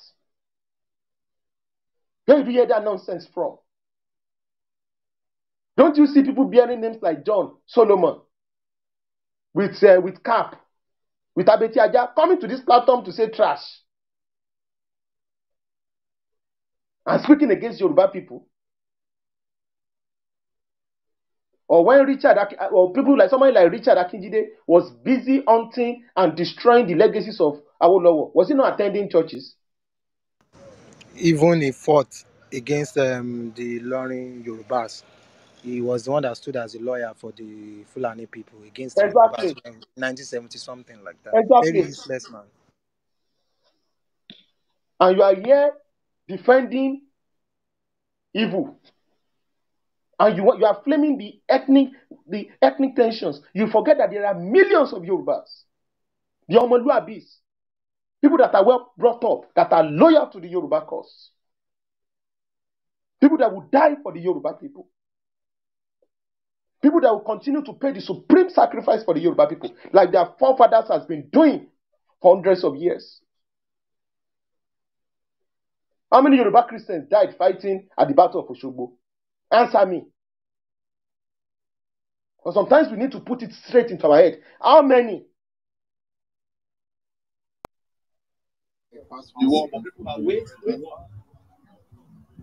So we need to set the record straight. And we need to properly redraw the ideology of what it takes to be a Yoruba. You don't have to be a Yoruba Christian before you're a Yoruba. You don't have to be a Yoruba Muslim before you are a Yoruba. You don't have to be a Yoruba Iseshe before you are Yoruba. You don't have to be a straight man before you are a Yoruba. You are hearing this from me today, I'm telling you. You don't have to be atheist before you are Yoruba. You are Yoruba because of the ideology of Yoruba self-preservation in you. Think Yoruba first. Think it first, no apology. Why do you think the Jewish people have the best secret agents in the world? The Mossad. In Iran, they are there. Afghanistan, they are there. We have Jewish Muslims, Jewish Christians, Jewish atheists, anything you want, anywhere in the world, they are there.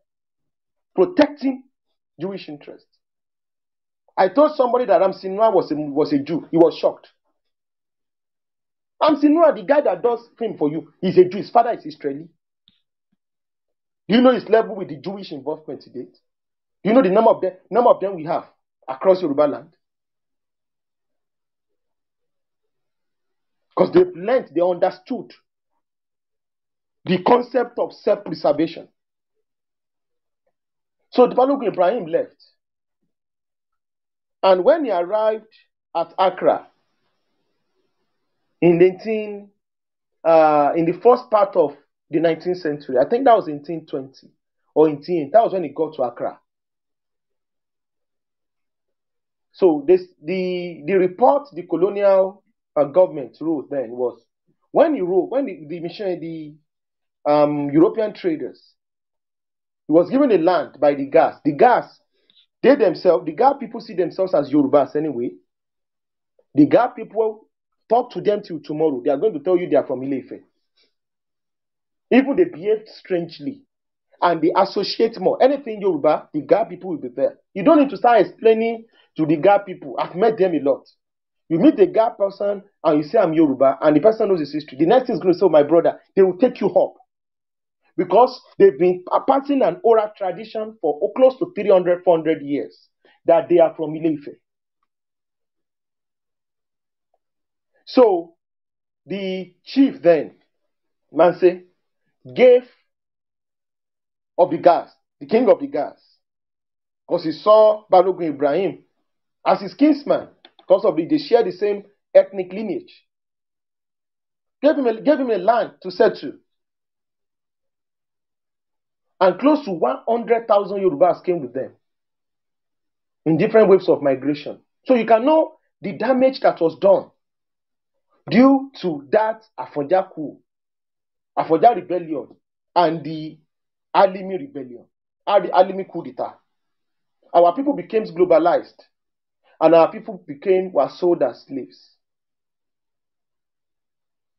I'm still coming to the issue of the slaves, Yoruba slaves, so that you can understand how intertwined the Yoruba Muslims have been in Yorubaland.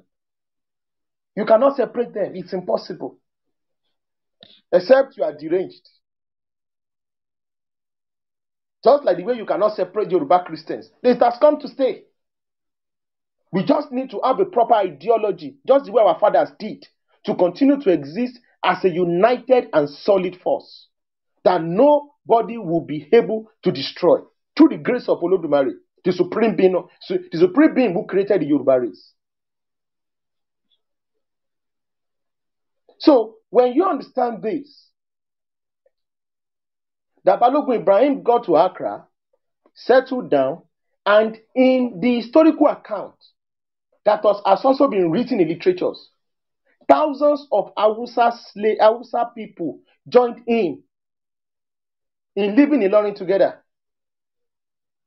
So there were, in the Oyo Empire, it was a cosmopolitan empire that was built. The Yoruba people were the hegemons. There were dominant power. There were Hausas, Fulanis, Nupes, Baribas, the Daomens. There were Hausas in their millions who lived in Yorubaland. Pre-colonial history. Many of them have taken up Yoruba identity. That's a fact. I don't want to go in there. So there were many Hausas in their thousands who followed Balogun Ibrahim out of Ilorin into exile, because the Hausas also said they will never bow down to the Fulanis. As I'm speaking, you can Google Balogun Brima Dynasty, B-R-I-M-A-H, Brima Dynasty, Ghana. People in the audience do that. And I know you'll be your mouth will be open. You see the greatness of your heroes. People who put on lawani, who put on turbans, but are pro-Yoruba to death. So when he got into Ilorin, when he got to Accra, and he settled in Accra, all the Muslims that came with him, and the Muslims he met, because he was an Islamic scholar of great repute, made him to be the de facto ruler.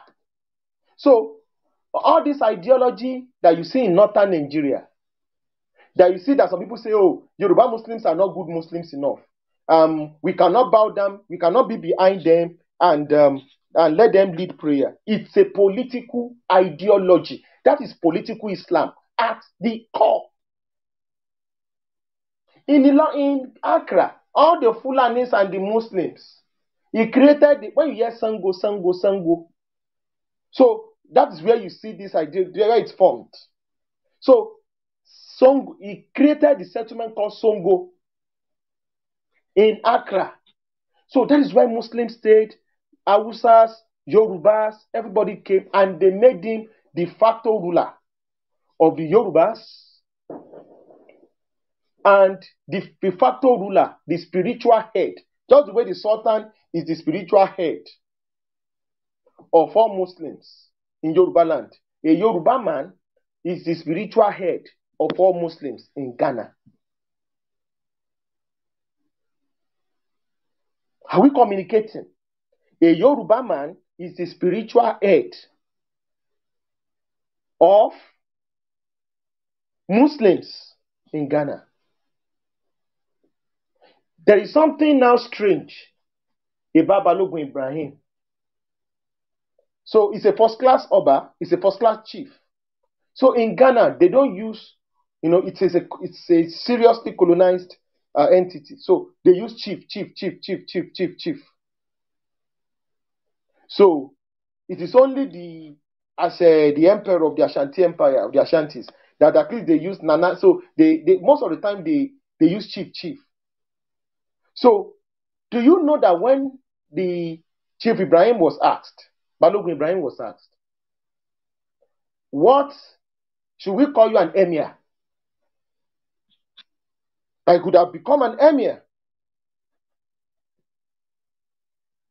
Emir of Israel. It could have become an emir He said, no, I'm a Yoruba man. I am Oba, not Hemia. You see the difference between people like that and the current Oluwa of Iwo? These are people that have been Muslims since time immemorial. So he insisted that he is an Oba. And I want you to Google and go and see the way they dress now. You see him with the traditional Yoruba attire, with a crown on his head, and they are even trying at all costs to integrate themselves into the Yoruba mainstream in Togo, Benin Republic, and Nigeria. The population of Yoruba descendants in Ghana is more than 2 million. Those who followed Balogun Ibrahim, Balogun Alawiye, Gidigisu, all those people, many of them are from the Yorubas of Ilorin. Go and check the history. Go and check the history of that Balogun. They left, all of them left Ilorin, all of them left. They said, we will never bow down to you, Emir. How dare you? This is our land. So when you see some Yorubas speaking like people, I don't want to sound condescending. People whose intellectual quotient is below par, justifying a foreigner ruling in Yorubaland. These are not Yorubas. They are not worthy to be called a Yoruba man. Because to be a Yoruba man is a thing of pride. It comes with responsibility.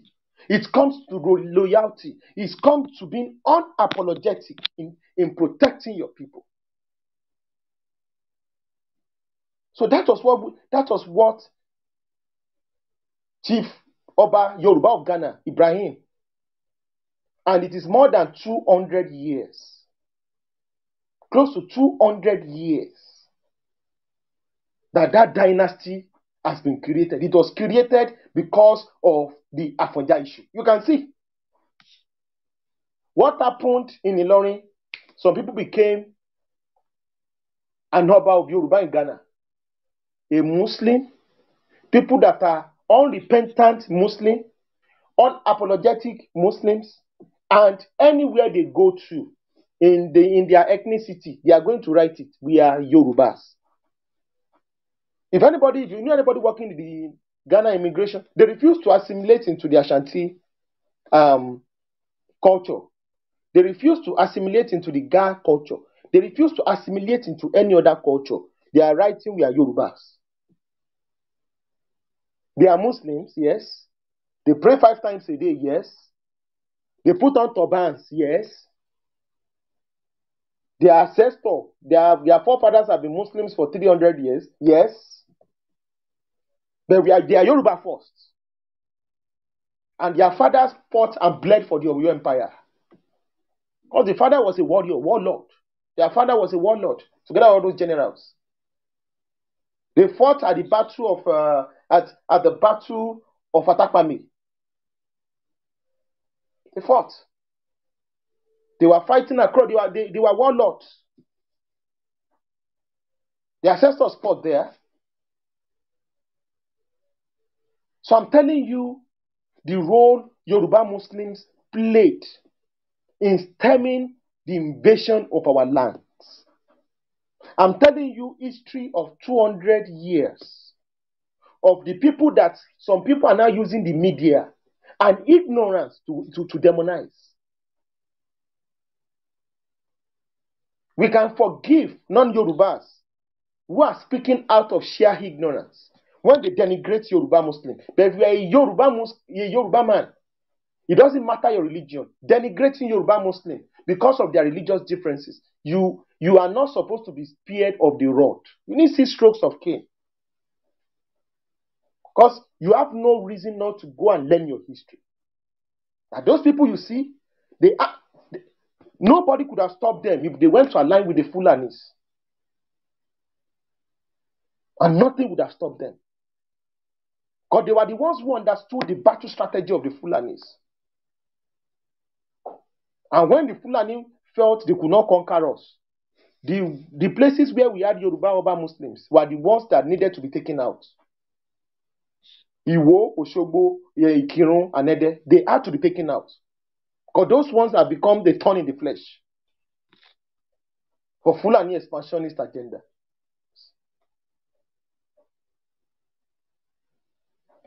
Before I round up, I'm going to be talking about other notable people that were Yoruba Muslims who were unrepentant Yoruba nationalists.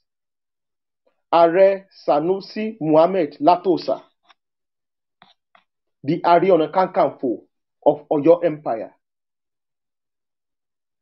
fought at the Battle of Jalumi. He was the commander, grand commander anyway, where the Fulanis were chased out. Back from northern part of Yorubaland into Ilorin. He was a Muslim.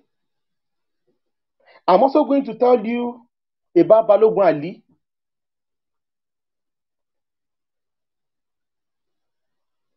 Balogun Ali was a prince of Iwo. He was a prince from Iwo. Before, due to palace issues he had with the Olu of Iwo, because he also wanted to become Olu of Iwo, he migrated to Ibadan. He was the second in command to Are Latosa when Yoruba people were fighting against the Fulani invaders at the Battle of Jalumi. Before the Ofa people finally took their pound of flesh and they cut off the bridge, and the Fulani people could not cross and they perished. All those that area they call it Oduotin. In that Okuku side. These are histories that basically read Samuel Johnson, W.H. Clark, all those basic history, different scholarship literatures. You are going to read and you are going to get tired. And you are going to appreciate the resilience, the sophistication, and the self-consciousness and the self-preservation and self-consciousness of your people. Self-conscious efforts of your people, of your ancestors. Despite their different religious, religious differences. In fact, these incidences has put to shame to those narratives like, oh, Yoruba Muslims are the problem. They connive with the Fulanis. It's a big lie. They fought, they bled, they died. Many of them were enslaved fighting the Fulanis. Do we also know that there were a group of slaves? There was a revolt called the Imale Revolt. So I'm done with Balogun Ibrahim. There was a Imale Revolt. And there was a people called Tambon slaves in Brazil. The Malay Revolt was led by Yoruba Muslims who were taken as slaves in their millions into Brazil. Now the question is this. If you are taking people that are already Islamic scholars as slaves due to the fall of the Oyo Empire into Portugal, into Brazil to work as slaves, who sold them as slaves?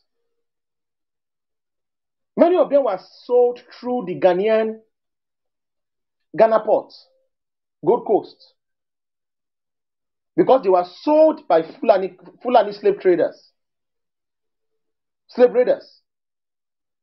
Because the Yoruba Muslims that did not pledge their allegiance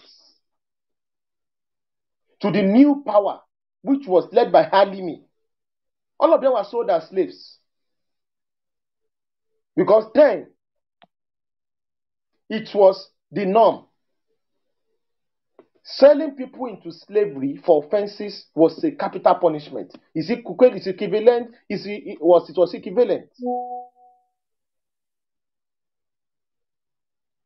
to any capital offense. It was equivalent to any capital offense, any capital punishment, rather, as a retribution for any capital offense.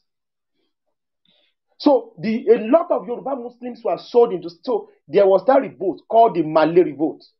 You can Google what I'm telling you. Malay revolt. M-A-L-E revolt in Brazil. It was by Yoruba Muslims. You are the one who led it. So you should know the kind of acts Yoruba Muslims are. They were warriors. You could not tame them. They will revolt. They will revolt. And many of them were deported to Ghana. They became time bomb slaves. And they were Muslims. And when they were deported back to Ghana, you know what they were calling themselves? They said, we are Yorubas. Many of them were killed anyway. They killed them in their thousands. Many of them were married off in Brazil. You know, they crushed the rebellion. You know, many of them were massacred in Brazil. And they were Yoruba Muslims. And that was what the Portuguese even did then. Immediately they saw what was happening. Okay, they said, okay. They said Islam must be a problem. They must crush Islam amongst the slaves. So they allowed Orisha worshippers to continue. But Islam, they were crushing it. Because they thought these people had the opportunity to organize. And they are Yorubas.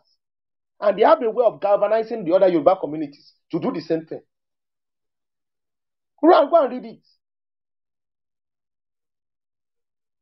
Other Muslims, like the Fulani Hausa slaves in Brazil, they joined them because they saw the Yoruba Muslims as leaders.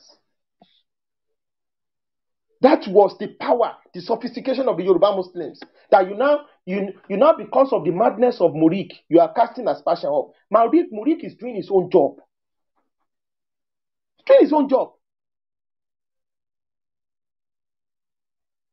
And we need to properly hold sessions to demystify this madman. And we must know what he's thinking, what he's doing. What he's doing is to create Islamism. Divide the Yoruba people along religious lines. Promote political Islam, just the way the Fulanis did in Ilorin. How they were able to bring some Yorubas on board. Because for you to destroy a Yoruba man, you need another Yoruba person. For you to destroy an Igbo man, you need another Igbo person. For you to destroy an Ijo man, you need another Ijo man.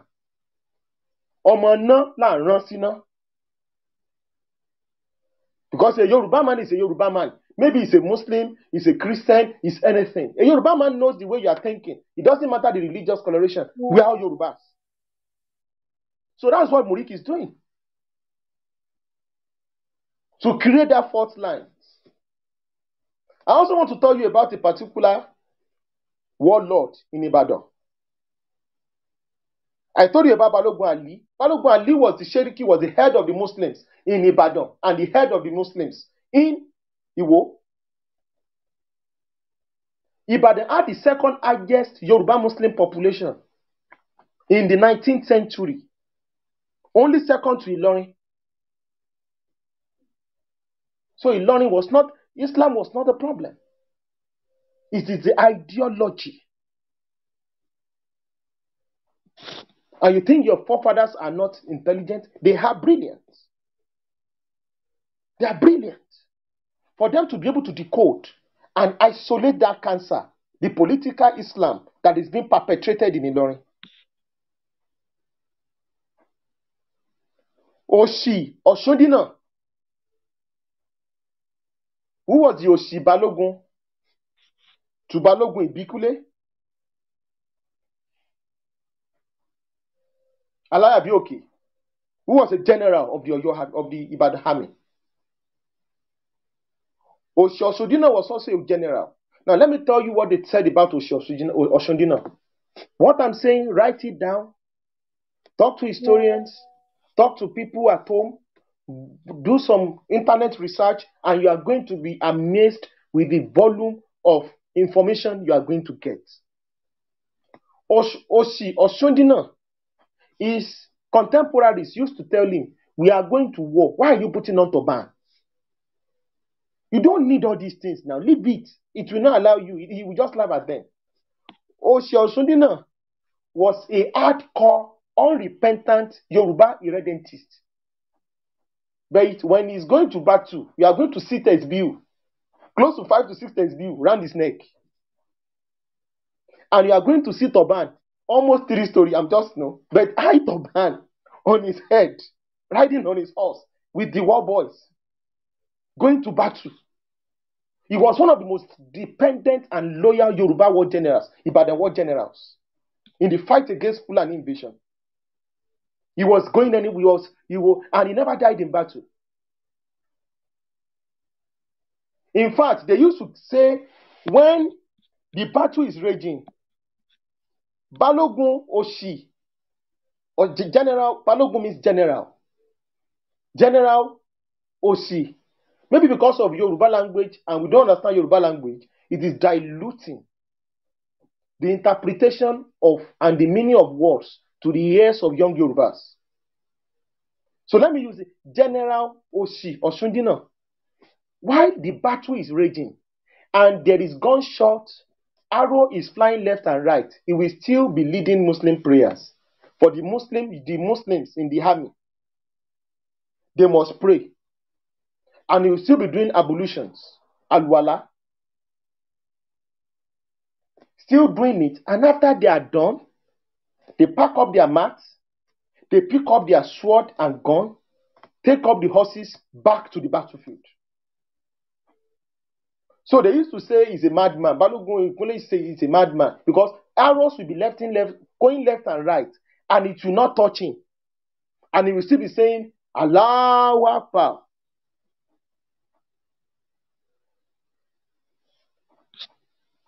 That was how powerful Balogun Oshundina was.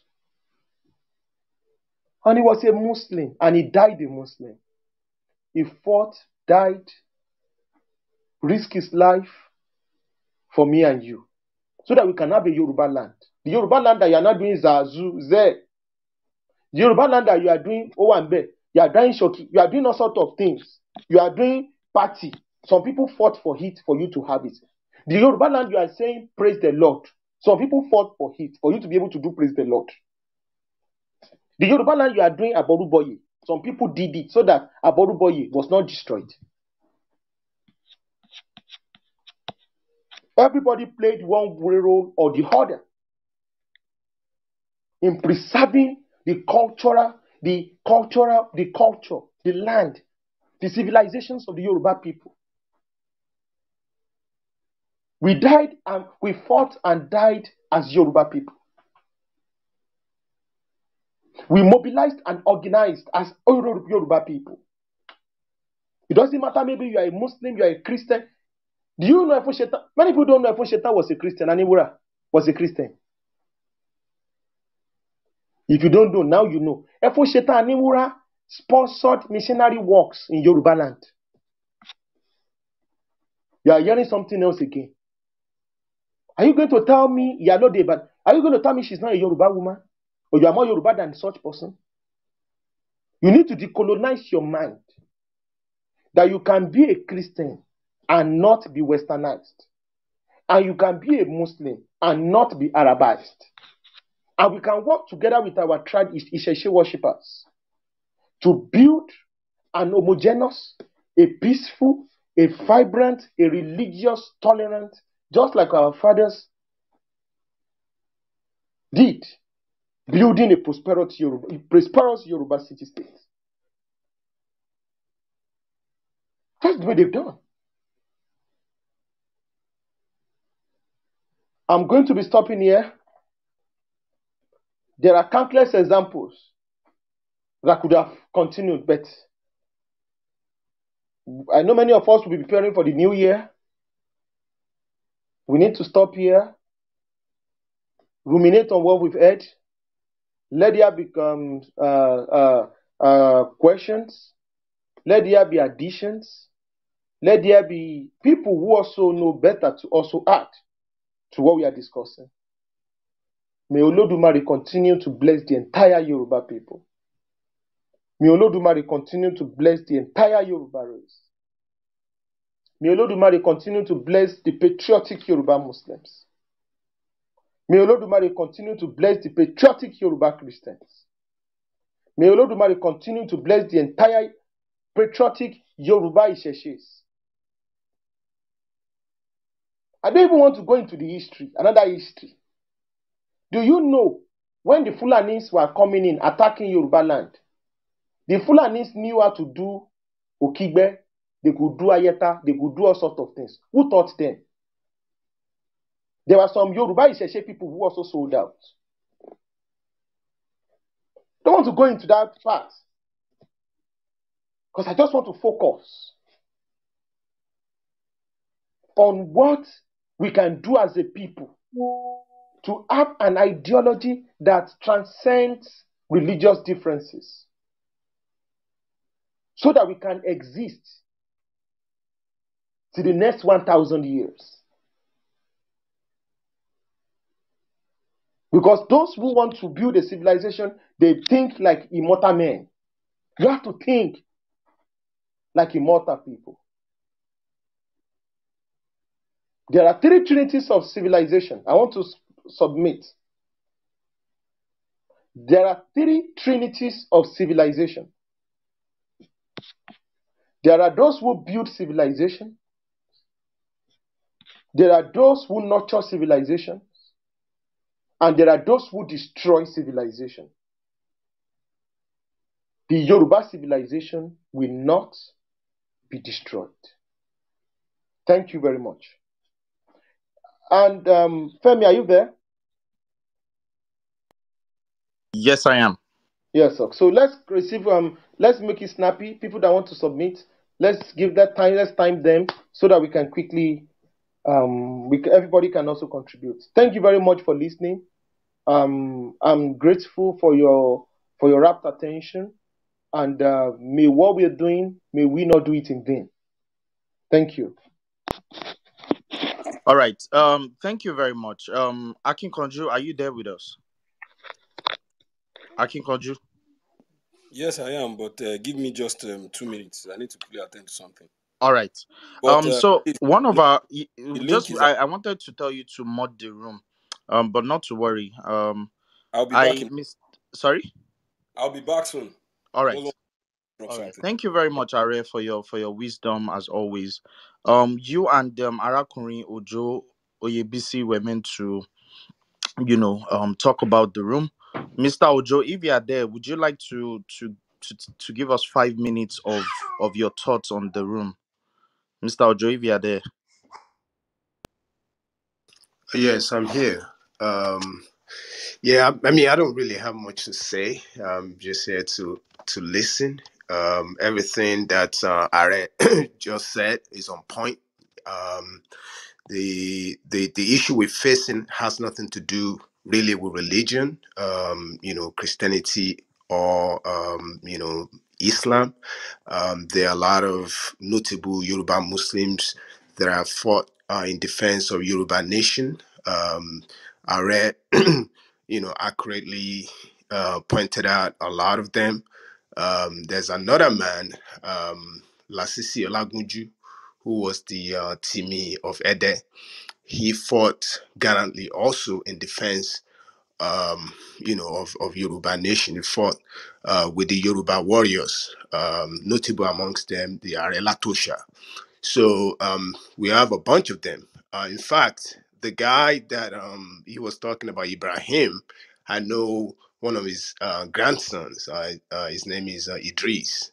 We used to live together in New York.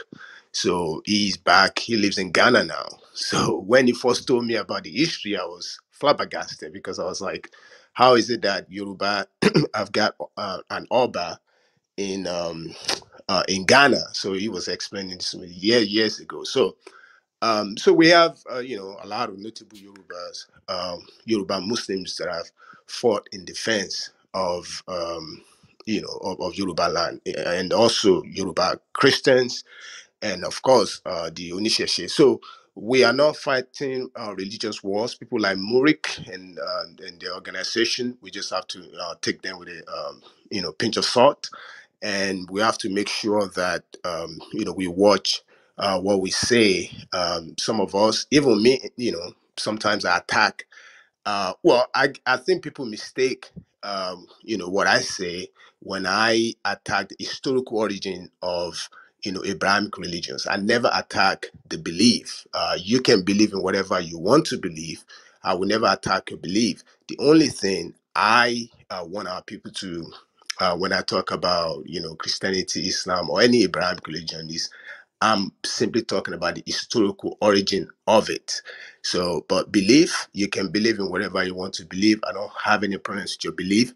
But what I do have problems with is people that want to use religion to attack Yoruba nation, or they feel like Isheshe, and like most people that are fighting for Yoruba nation are just doing so in order to return Yoruba land to Isheshe.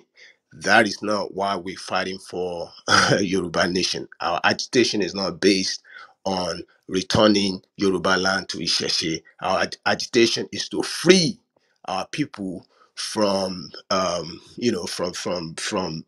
Nigeria. One Nigeria is a parasitic entity. It's a crime against humanity. It's robbed us of everything that we've got: our language, our culture, our history, our spiritual philosophy, our moral philosophy. That's highly, highly important. And also our natural philosophy. So it's robbed us of our identity. So we don't even know who we are.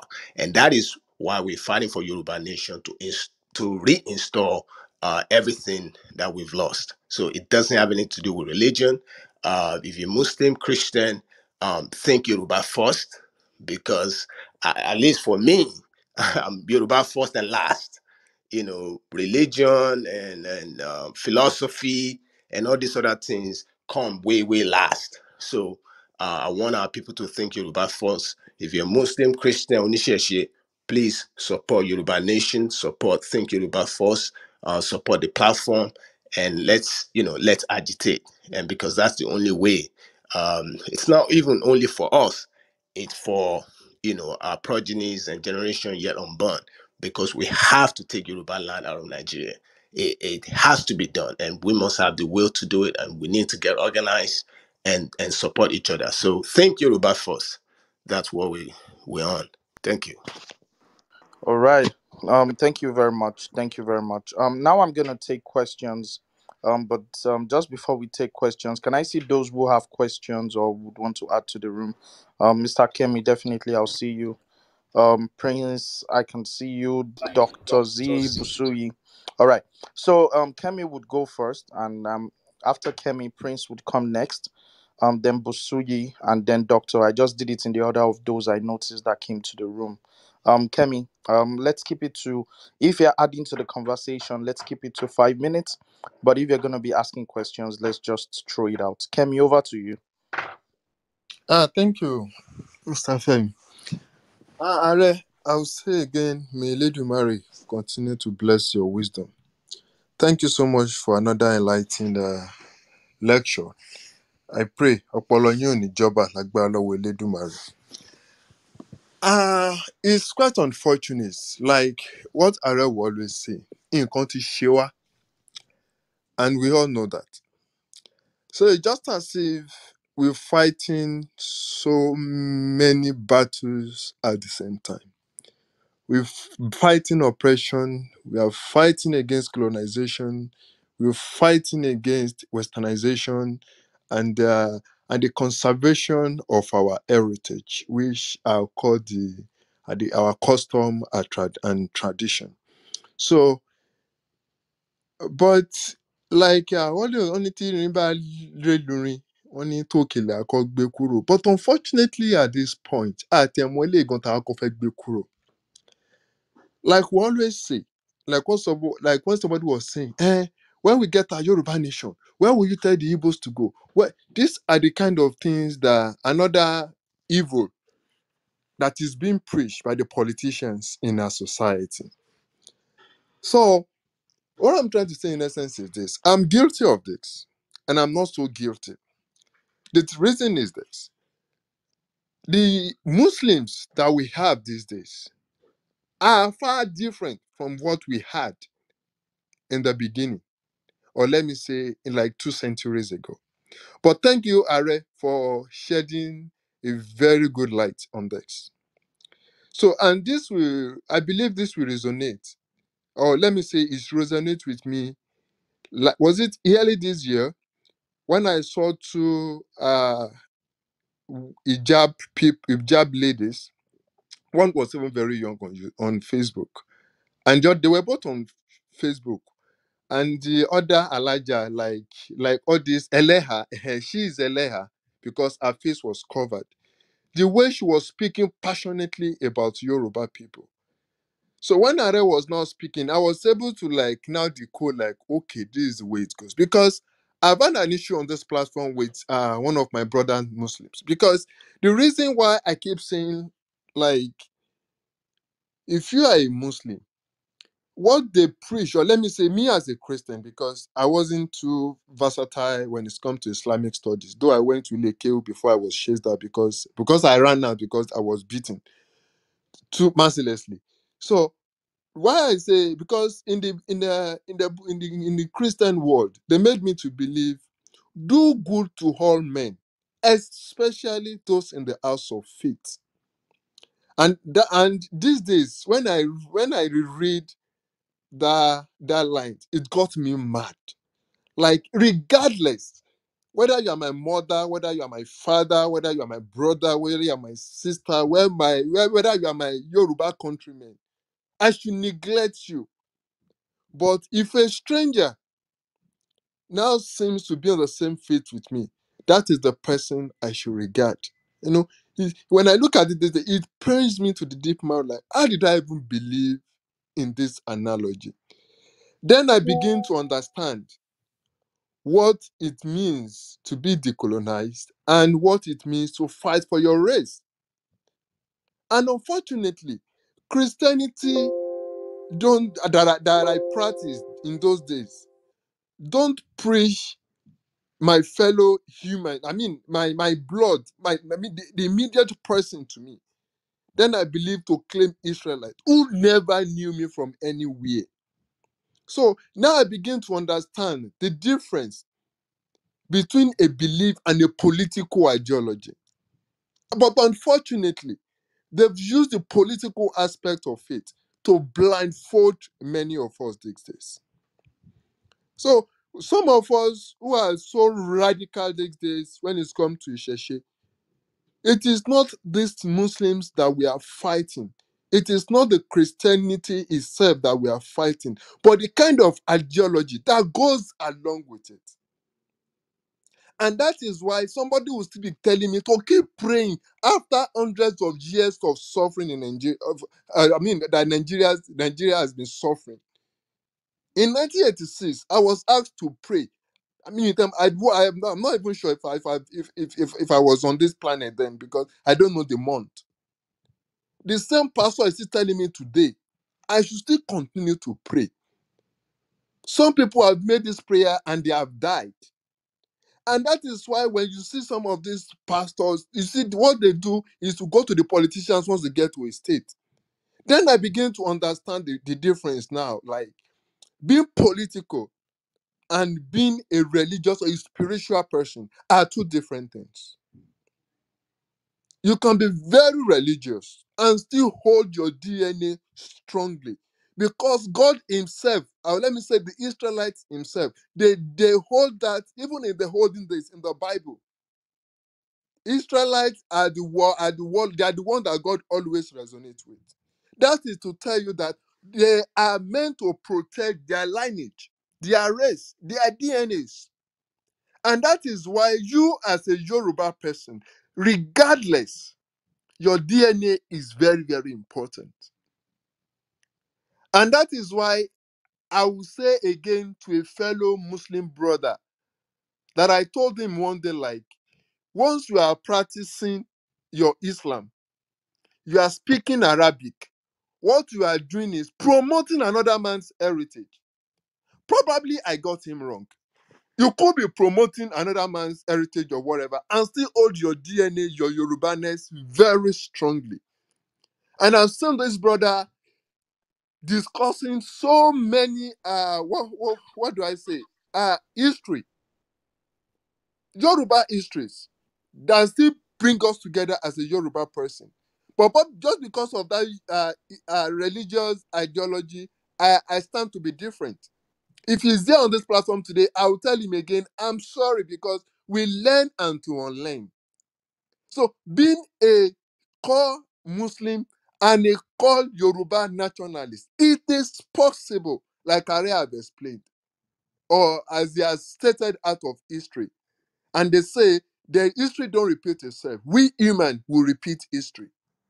So if it's on this plan, it's on this room today, I will tell him again, I don't know, it might resonate with him, that I'm sorry. But at the same time, the rules have to be stated. Anything that does not promote Yoruba culture and tradition, is you are doing it against yourself. Like, I have a friend that works with the Indians very, very well. She works with them. And she made me to understand that an Indian, regardless of whether you are Buddhist, you are Christian, you are a Krishna, or whatever, that their tradition, you don't even see it among them, apart from their dressing sometimes, that these people are of different religious background. But yet, they hold it firm that they are Indians. Please, I implore each and every one of us today that our DNA is what we have to protect. It is very dear and it is very spiritual. If it wasn't spiritual, the Yorubas in Brazil and in every part of the world that are still claiming to be Yorubas today, if it wasn't spiritual, if wasn't important, if it's not even paramount, they won't be holding on to it today. That is the only thing that distinguishes us from every other person, regardless. So I beg each and every one of us, let's hold this DNA very strongly. Let it make so much meaning with us. And let us be able to differentiate between a political ideology and a spiritual ideology. I pray again, like I will always say, may Eledumare continue to bless each and every one of us. I yield the mic. Thank you. Thank you very much. Thank you very much. Thank you very much, Alagba Kemi. Thank you. Anyways, let me refresh the room. This is Think Yoruba First. If you're coming into our room for the first time, kindly follow the room so you get to know when we are having amazing conversations like this. Ari had been taking us memory lane on the Yoruba Muslims who fought against an invasion, and basically, just a way to point us to the fact that our forefathers actually taught Yoruba first, and that is the reason why we are telling you to think Yoruba first. If you check out my DP, that was the Israel Defense Forces. They actually tweeted this, if I'm correct. I can't remember. Was it yesterday or 2 days back? And you can see the title there: 3 women, 3 faiths, 1 uniform. A Muslim and a Jew and a Christian all serving together in the IDF. This is the real story of Israel. And this is one of the reasons why we are telling you, you need to think Yoruba first in everything you do. Prince, please, if you're going to be adding to the conversation, like I said earlier, you're going to have 5 minutes, but if you're going to be asking questions, just let us do that. Thank you. Prince, over to you. Thank you. Mo dẹ̀ kí gbogbo ọmọ Yorùbá nílé lóko lẹ́yìn odi. Mo wá gbà dáadáa Yorùbá á ṣe ojú gbogbo wa. Ìlọsíwájú ilẹ̀ Yorùbá àti bí Yorùbá ṣe máa dà, ilẹ̀ Yorùbá ṣe máa dà, à á jẹ ń bẹ̀, à á ṣe ń bẹ̀, à á jẹ ń bẹ̀. Àwọn ọmọ wa ṣe ń bẹ̀, à á dẹ̀ jẹ ń bẹ̀ lágbára Olódùmarè. Thank you, Ààrẹ. I really appreciate your time, and I really appreciate how you put everything together. Many of you, many of us, all of us together, if we keep educating our people and we keep sensitizing them, rightfully, I'm sure we're going to get to a point in this life that we'll be able to be on our home, because we deserve it. We are one of the Yoruba greatest people on earth. Even science can affirm to that, because check our DNA. It's still giving science tough time to be able to decode everything a Yoruba man have in his or her blood. So we are great, one of the greatest people on earth. And due to our achievement as people as well,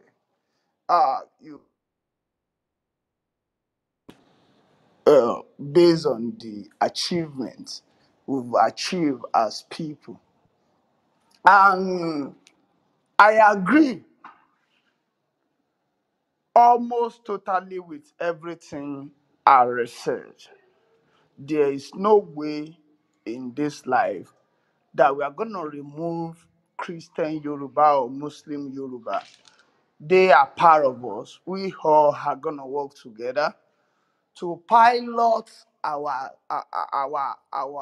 land to be giant of Africa and one of the giant places in the world. We are going to put the sentiment aside and work together and make our country, our land great. We'll try to minimize the into Yorubaland alone now. So to make our land great. But the only thing I agree with in this lecture I've received and I've agreed with almost everything is saying the caliphate and the jihad is a Fulani ideology. And I've always stand to debate that. I've always said not to talk down on Muslims or people that truly believe in Islam, but I've always said jihad and caliphate is a Muslim term or Islam term, not Fulani term.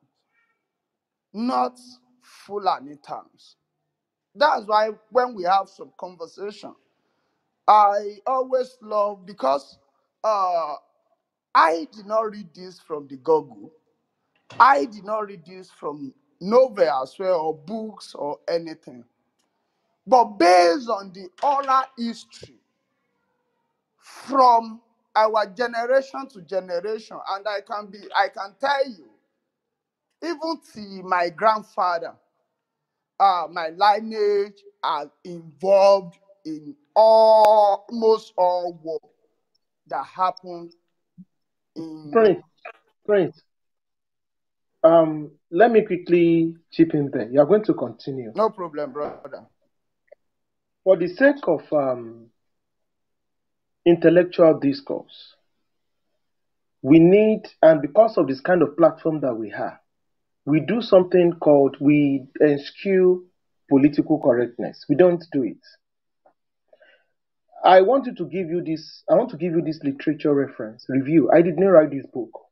Because when we talk, we have to talk on what has been written, because we are also writing our history. And someday people are going to talk about you, my brother Prince, and myself too, sir. You said there is nothing, we shouldn't call it the Fulani Jihad. But in the book written, the title of the book is Futajalo, written by Willie F. Page and R. Hunt Davis. The Encyclopedia of African History and Culture, from Conquest to Colonization, 1500 to 1850. So people can Google that literature reference, and it's going to be explicit on what I just said. Another book we can also read. So it was written by an Hausa Fulani man in 1999. Now, as part of his PhD work. It was written by Hamza Muhammad Maishanu and Isa Muhammad Maishanu. The title is The Jihad and the Formation of the Sokoto Caliphate. Islamic Studies, that's the journal. So it was published in 1999. Another third reference that I'm also going to talk about was written in 1967. It was written by Og Anthony Stevens Johnston, The Fulani Empire of Sokoto, Oxford Press, London, 1967. With all the academic references I've said, sir, I think nobody should accuse me or anybody for using the term Fulani Jihad and Fulani Conquest. I also want to set this record straight. At the peak of Fulani Conquest, of Hausa land, of Hausa kingdoms, there are more than 1,000 literatures that attest to what I'm saying. So, except you want to say that these countless, I've also been in the north, so I've also had oral narratives of what I'm talking about. So I'm not just speaking in the matrix. I've been there, and I have first-hand information, apart from engaging in scholastic adventures to get in this fact. It's on record, and there is a letter that was written by the Kanemi, who was the Shehu of Borno, written to Uthman Dan Fodio. And the content of the letter is summarized. I summarize. He praised praise be to Almighty God for allowing the Fulanis in conquering the Hausa land, Hausa kingdoms. He was now asking a question. It was a fantastic treatise. Asking the Fulanis the question, why are you attacking a fellow Islamic enclave, which is the Borno Empire, which is an Islamic civilization? We've been Muslims before you are Muslims. In fact, we've built an Islamic empire 700 years to 800 years before Uthman Dan Fodio stepped a foot in the current day Nigeria. Why are you now attacking us? Why are you attacking the Borno Empire? We are both Muslims. If it is real that your real intention is to spread Islam. That was the question. Until today, there was no reasonable response from the caliphate, because the Kanuri people were able to see through the deceit that this was not a religious proselytization movement. It is nothing but a political ideology clothed in religion, which I called political Islam.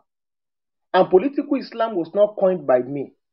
There are hundreds of professors of sociology, hundreds of historians, hundreds of people across ethnic and racial lines in different continents of the world that have spoken about it, written about this, and done a lot of research about it.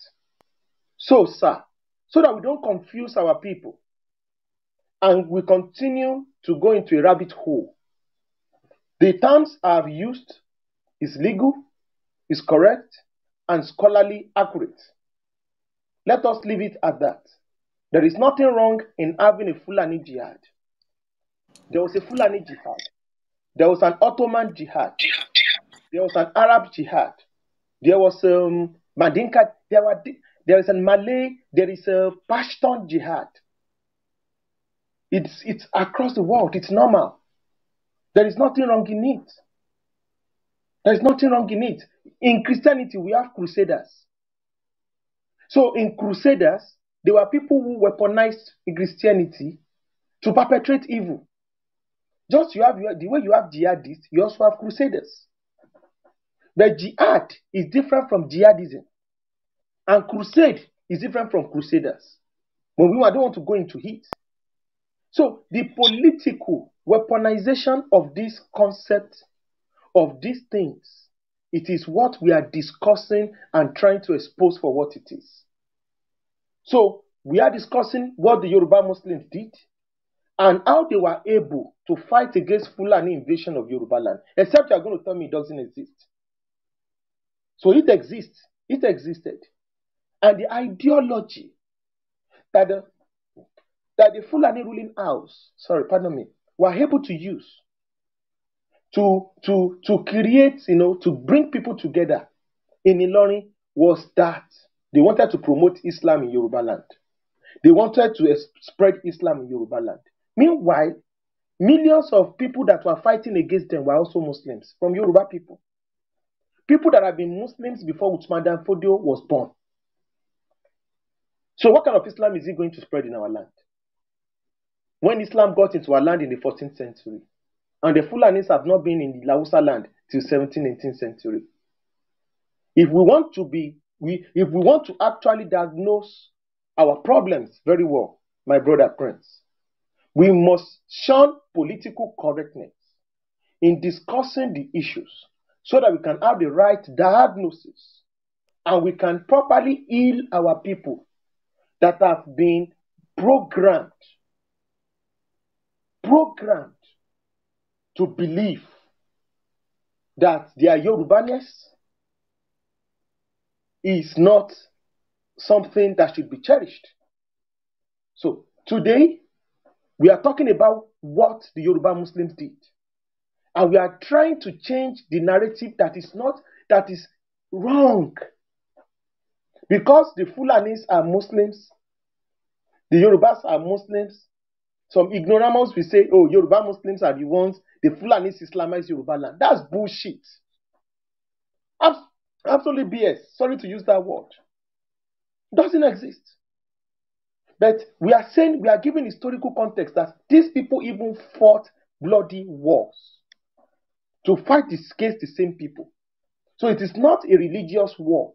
It is a political ideology. The Kanuri Muslims also fought against the Fulani Muslims. So what are we now saying? So it is not a religious war. It is not a religious war. It is not a religious war. It is a political war. The Nupe Muslims also fought against the Fulani Muslims. So it is not a religious war. It is a political war. And that has been the strength of the Fulani hegemony. You don't want to accept. I'm coming, sir. If you don't want to accept because of political expediencies, good. Don't go in there. Just leave it. Talk about something else. But yeah, we will say it as it is. We are not interested in 2023. I understand. But when we are discussing what we need to discuss, don't water it down. Please don't do that here. I hate to interrupt when people talk, and you might go on and on trying to use words. No. You are a Yoruba man, I'm also a Yoruba man. So you know, and you are full-born, I'm also full-blooded, I'm also blue-blooded. So there's no way you want to go, I won't go with you here today to the level, to the highest level. So let us leave it there. What it is what it is. It's like saying there was no British colonialism or British imperialism. There was, there is, and the British people, it's like saying there was no Holocaust or there was no pogrom in killing of Russian Jews. It existed. So we need to move on and see it the way it is. So how has that affected us? And how are we going to rise up? How have we been able to rise up from the ashes to protect our land and to have a united front as a people with one language, one philosophy, one ideology, and one purpose? That's what we are discussing. Did you check your back channels? Oh God, did you check your back channels? Who is that, please? Anyways, because of time, we're trying to be sensitive. Prince, sorry, 1 minute. Prince, sorry, 1 minute. We are trying to be time sensitive. You know, we are trying to keep the conversation to 3 hours. Prince will come back to you. Busui, please, can you open your mic, please? I think you stopped me Busui, before 5 minutes. Prince, sorry, hold on. Busui, Are you going to be adding to the conversation, or you're going to be asking And questions? I'm going to be adding to the conversation actually. All right. Prince, I'll give you 1 more minute to round up, and then Busuyi would go. Thank you. Yeah. I want to give Prince 2 minutes, please. But I want us to do this. Let us be time conscious for other people to make their points, so that we can quickly. A lot of people, people are preparing for the new year. Our Christian brothers, so that we can quickly do that. So that 2 minutes, 3 minutes, we do it, pam, pam, pam, pam, pam, and we quickly everybody can speak. I didn't see your back channel, Mr. David. I'm going to check again. So you can continue. Thank you, Are. Anyway, you've been the one talking anyway, so it's not that any of us waste the time, but we enjoy your company and what you've said. And 2 minutes will end by 6:28 in Nigeria. I will drop by then. But let me say this: if we are not gonna be doing political correctness, we should also not do religious correctness. We should say it because Yoruba people are above any religious or political affiliation. And as I said earlier, all the wars that has happened in Yorubaland, my generation, my fathers, my great-grandfathers, and others are involved in it. And if you know very well, Ife, Ijesha, Ekiti people are the only group of people that was not involved in this religious colonization. So maybe that's why I say it as I see it, even as I still have other religion as well. So, and if you look back there, my people that involved in this war, they did not say that is a tribal war to me. They did not live that. If you look at my DP, you'll see that I'm from family of Bale Orowuse that ruled in the 1870s in Ibadan as well. So it's not. They did not call it for us. They did not leave history. My forefather did not leave history for me to follow up as a tribal war. They fought in the war, and I will believe them over any Oyibo man that write any book. Prince, thank you very much. You said it's going to be dropping by 6:28, and it's exactly 6:28. Because if you want to go that route, you won't leave this place today. Because what you've been doing personally is as if you are trying to play on people's intelligence. And I'm sorry, your time is up. Please, Mr. Busui, you can go ahead for your submission. Thank you. I'm coming, Mr. Kemi. I'm coming. Okay. I'm coming, Mr. Kemi. Prince. Is Prince here? Okay. I'm here, but I've muted myself. It's okay. You asked a question that the people from Ekiti were not involved in this religious colonization. That's not true. That's not true. People on stage and people in the audience, if you can Google, take your phone out, and I want you to Google this. The first Yoruba Muslim Oba in Yorubaland. The first Muslim Oba of Yorubaland. Maybe you came into the discussion, so I discussed it. The first Yoruba Muslim Oba was the Ewi of Ado Ekiti. His name was Prince Ali of Ado Ekiti. When he was a prince, his full name is Ewi Ali Atewogboye of Ado. So he became the Ewi of Ado in 1836. And if you read up on his history, he was also said to have fought against Fulani expansionist agenda and Bini expansion in eastern Yorubaland. So, Prince, what you said is not might not be correct, sir. So, with all due respect. So, I just want to put it out there so that people can be well informed, so that we don't misinform people. Then, Prince, You spoke well about your fathers. I am Are Kurumi Kankanfo. I'm a descendant. I descend from the loins of Kurumi, the great warlord of Ijayi. As you are proud of your heritage, I'm proud of mine too. But I don't want to just say it all the time. There's no point. I don't need to say who I am. There's no point. And he fought in those battles. So, and I know my history. And one way or the other, I'm also related to Ajayi Ogbori Safilafila, from the Oranya quarters, very close to Kudeti. At the back of this last Olubadan of Ibadan, like it passed on to Ogun, forgotten the name of this Baba. So, if they told you something else, they told me Kurumi fought and did a lot of damage against the Fulanis at Oshogbo.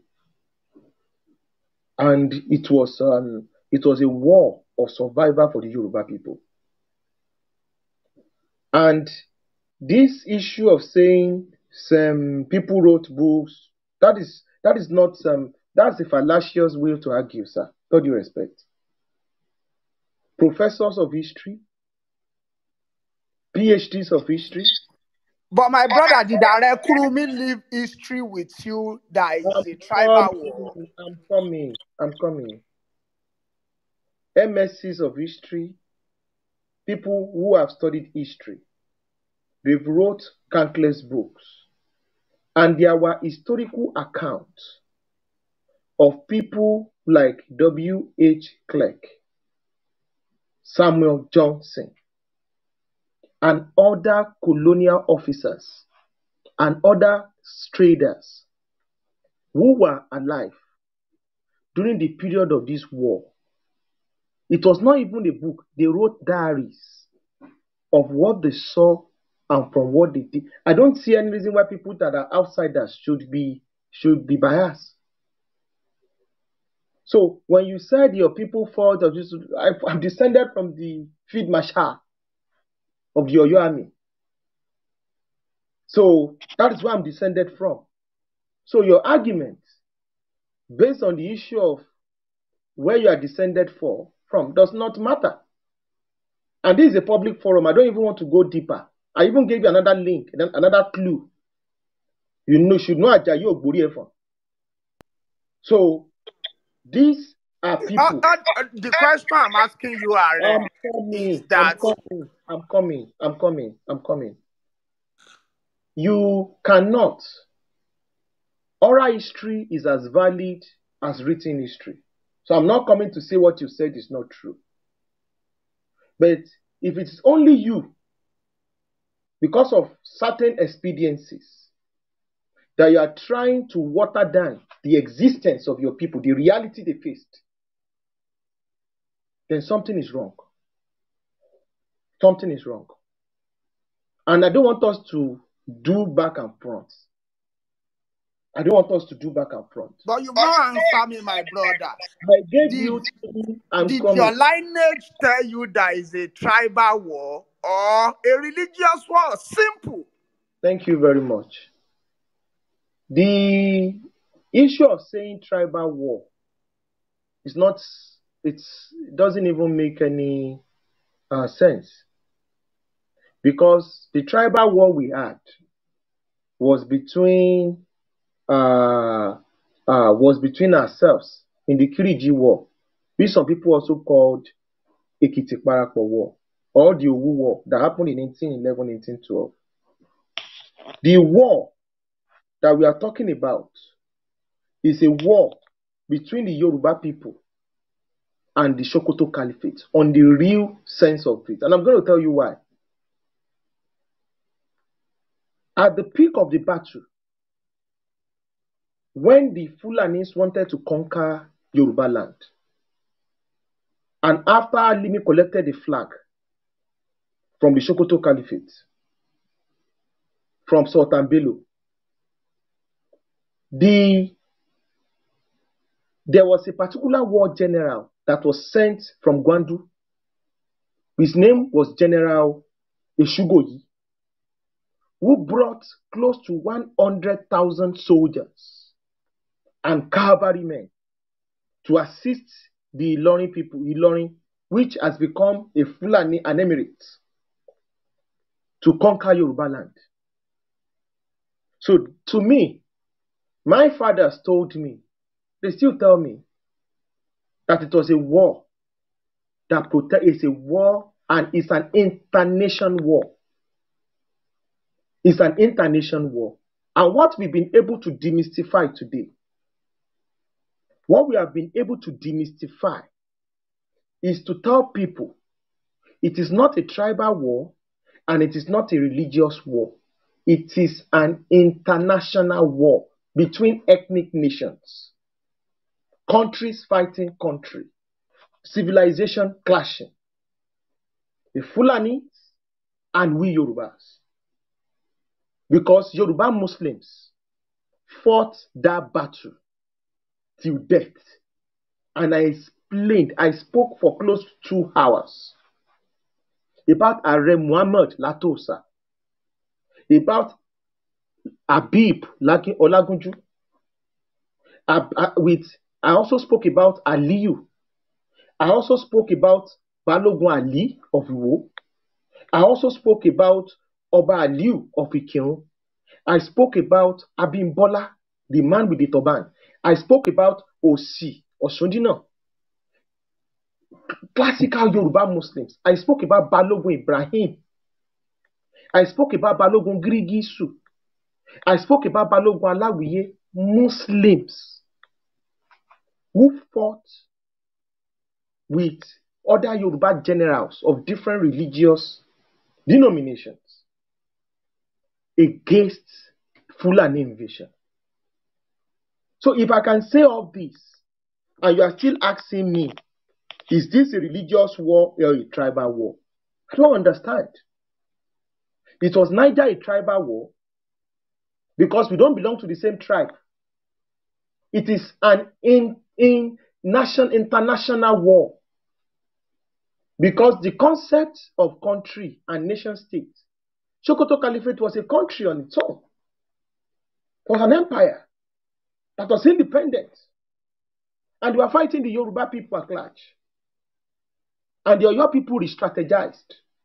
And they practiced a loosely confederated empire where the garrison commanders and the army generals had different levels of autonomy compared to what they used to practice, where the Alaafin was the one leading the war front. So the Baloguns were now the ones leading the generals, leading the war. Because the bounties of war and the glory of war will now be going to these people in order to save the empire and save the entire Yoruba people. So I don't want us to go that line. It was an international warfare between different ethnic nations. Yoruba is not a tribe. We are an ethnic nationality. We are a nation which comprises of tribe. So I think I've been able to answer the 2 questions you answered. You asked, the first Yoruba Muslim, Oba, was the Ewi of Ado-Ekiti. People can Google what I said. Ewi Ali Atewogboye. And secondly, was an Ekiti man. So Islam has also been in that place for a long time. So not just saying, some people, no, it doesn't work that way. That's one. 2, it was an international warfare. And Yoruba Muslims were able to be ideologically conscious, to separate political Islam from religious Islam, and they did not capitulate into propaganda that some people are fighting for God. They said, no, we are Muslims and we are Yorubas. We will never fall into the trap of the Fulanis. That's what I'm saying. So, sorry, who spoke now? I did. You know, there's a Yoruba Oba in Osun State that calls himself an emir. Don't David, please hold That's on. a There's a joke. line. There's a line. Busuyi, over to you. All right, then. Thank you. I'm coming, Bosui. You should not have taken that guy down. Nobody took him You down. shouldn't I'm be. not No, it sure. was It wasn't. just actually just it wasn't a troll. It was just adding his own bit, although that's not really necessary in this discussion. But can I go ahead? Yes, you can. You can David, go please ahead. come up. I'm sure All right. someone did that mistakenly or thereabouts. I was removed for whatever I'm reason. sorry about that, David. Sorry about that. Busuyi, over to you. Egbo. I'm coming, Bosui. Even though sometimes we follow cues, people like David needs to be properly handled. You came here, you did not even take your time. I was making a point. The next thing you are shouting, it's a lie in a public forum. So if I take my time and people here properly school you and find out that you've goofed, are you going to apologize to everybody that are here? David. What exactly do I have to apologize Because for? it doesn't make sense. You came to a public forum. The next thing you're saying is it's a lie. What is a lie? What sort of nonsense? The conclusions you're making. The conclusions you're making. You I don't have to- agree with the conclusions you're making. Having an accent does not mean you are intelligent. You have to calm down. Having an accent does not mean you are intelligent. The conclusion I'm making is not correct, right? No problem. Your time will come and you are going to make the point. And you are going to cite historical facts to back you up your claim.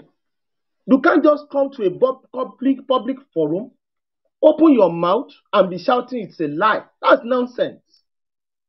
Very I'm uncultured. not known for doing this. Normally, I don't go hard on this, like this. We are very, very sophisticated and calm people. That is why they respect us. You just came to the forum. You don't know who is speaking. You don't know my educational qualifications. You don't know my exposure and the countless number of people here.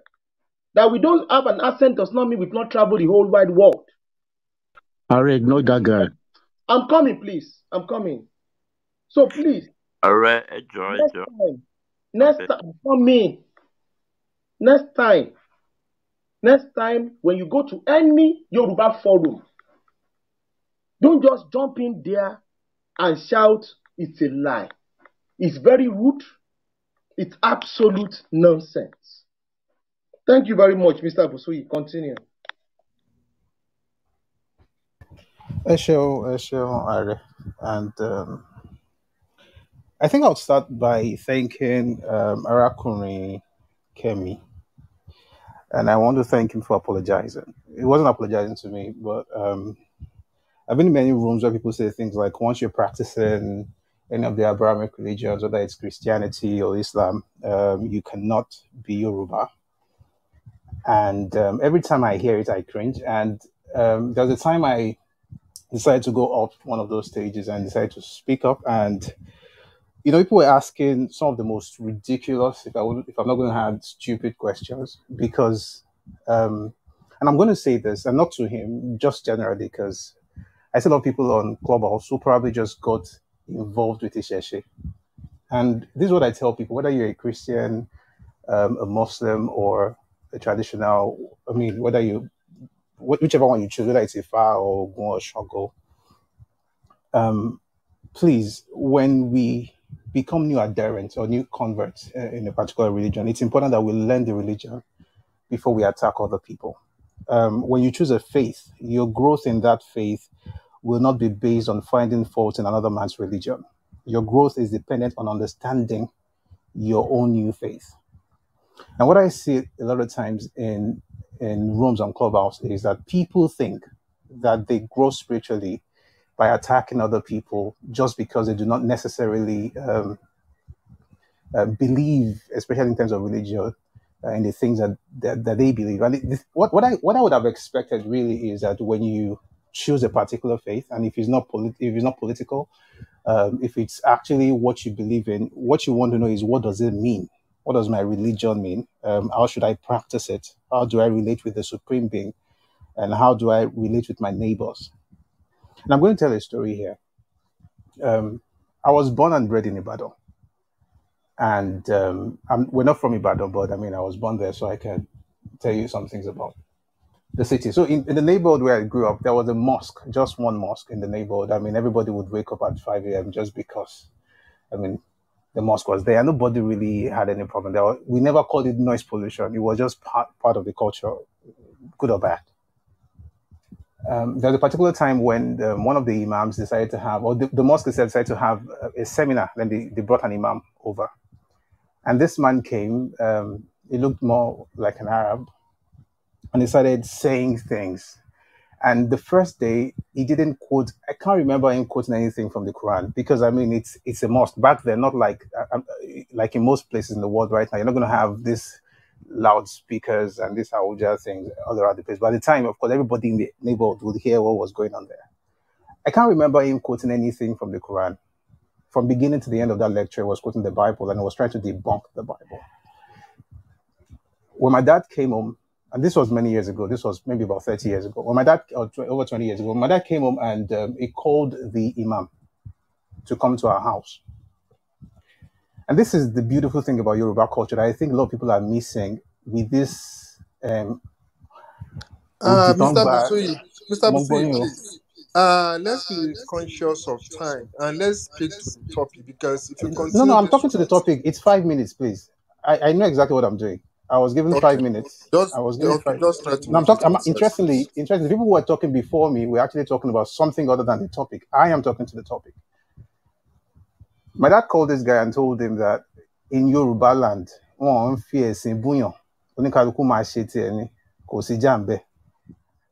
I think a lot of people talk about wèrè mẹ́sìn, bóyá ẹ̀sìn mọ̀lẹ́ ni o, àbẹ́sìn kìrìsìtẹ́nì, àbẹ́sìn ìṣẹ̀ṣe tó ẹ̀ṣẹ̀ gbà láyé, tó ẹ̀ṣẹ̀ ń gbà ń sìn ni pé wọ́n máa wá sórí clubhouse and you open rooms and denigrate other people's religion because you think that the definition of Yoruba is the religion. No, ẹ̀sìn yàtọ̀ sáṣà. And if there's anything that Ari has, gone to so much lengths to talk about tonight, really is that, every single religion, or everybody that represents each religion in Yorubaland has contributed something. And when people say things like, oh, I want Christian, I want Muslim, and people will say, I mean, you talk about you open a room about a particular person, and the only thing you can speak against him is the fact that he mistakenly called Satani issue. I'm reading a book. I started reading a book by Nicola de Matos Frisfold. It's about Ifa. And I'm going to read just a part of it. I'm going to read something from that book that was written by a Yoruba priest. He said, for me personally, Nicola is one of the greatest Omoyorumole that I have encountered. His dedication, his way of life, and his character testifies to this. He speaks, learns, teaches, lives, and writes Ifa. In doing this, he is making sure that the knowledge of Ifa is not shrouded in secrecy, but disseminated throughout the world as this knowledge is transformed into written text, and so on and so forth. Now, the point I'm trying to make is this. Nicolaj is white. The chief doesn't really care about that. I mean, this man was talking about Ifa and quoting things. The person who wrote what I just said is Chief Ogunshina Babatunde Olayinka Adewoye. He didn't really care about the skin color of that person. It doesn't matter who brought the religion. The guy is white, but he's talking about Ifa, and we're going to listen to what he's saying regardless of his skin color. So when people say things like, oh, Christianity is this, Islam is this, because you think that somehow, and the beautiful thing, and I've said it several times on Clubhouse, that the beautiful thing about Yoruba is that our spirituality allows for multiplicity of gods, whether it's good or bad. I'm a Christian and I'm proud of it. And I'm not a Christian because I was born a Christian. I knew what I went through before I became a Christian. But the point is this: whatever you have chosen to do or to be it. But leave other people alone. What you should do is learn. Learn your Ifa, learn your Islam. And most of you that come on Clubhouse and quote scriptures to debunk whatever they think they're debunking, they don't even know the half of what they're talking about. And when it comes to Ifa, I think for me, maybe because of the courses I took when I was in university and the fact I understood that one of the major priests, one of the major people who wrote the books that I read on African traditional religion was actually an Anglican priest. It's the humility that we need to learn from other people. And I'll tell you this, I'm never going to bow down before any Orisha, but I understand the core of the Ifa philosophy, and I understand how it helps the society. And there are certain things that I can understand as a human. I can teach my children, I can talk to my household about. I'm not going to bring it to the public. And it's important that I say this because I don't talk in rooms. I know exactly where I'm from and who I am. And the thing is, who I am actually, your religion doesn't even matter in the courts. Mr. Busuyi, you are taking this to be a religious discussion. Please, I beg your pardon, because I'm getting a lot of back channel, and me personally, the way you are addressing this issue doesn't really go well with me. But this is not. I'm getting a lot of back channels as well. Hold on, Mr. Busuyi. Hold on, Mr. Busuyi. Please hold on. This is not. Religious discussion. I would have appreciated if you discuss this issue that regardless of our religion, we can still preserve our DNA. That's where I'm going. That's where I'm going, but I don't use your words, Chief. Discussion, please. Please. Let me come in. Mr. Busuyi, wait. If a Yoruba Muslim comes to this stage and he starts speaking tonight, and he says, yes, I'm a Yoruba person, but I will never have to go bow down to any Jesus. But I'm still a Yoruba person. Does that make sense? Are you going to be comfortable with that? Okay, so let me say what I just said again, Are. Just listen. It's just listen to me in the context of what I'm saying. You have to calm down. I'm calm. You have to calm down, Mr. Busuyi. You are going to calm down. And you are going to I am calm. Let me put it straight. That's why I said I'm going to moderate this room. And this room is going to be a good room. Yoruba Christians, Yoruba Muslims, you guys need to be properly insulted.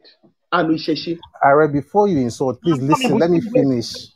We finish what? Let me finish what I'm saying. I'm saying that, listen, I think you're taking it the wrong way. I'm not speaking against Ifa or Gomio. Listen, you have to listen. Because Entoba Moroso, No,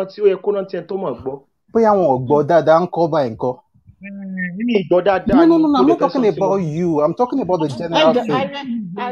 Are, please. I'm coming, Mr. Buki. Wait. Oh,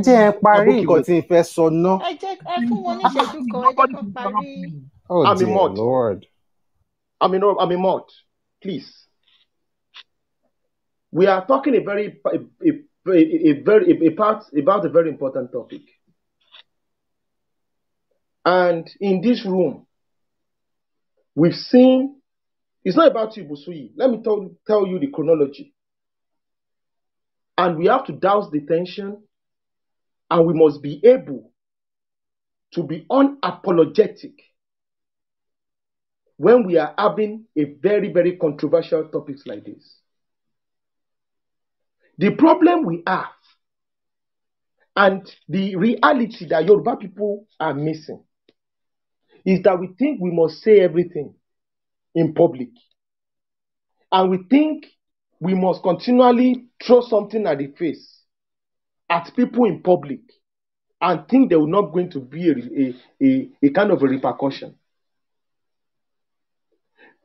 That I'm talking about the role Yoruba Muslims played in fighting Fulani invasion today does not mean we should start talking about Yoruba Christians. I've made the juxtaposition.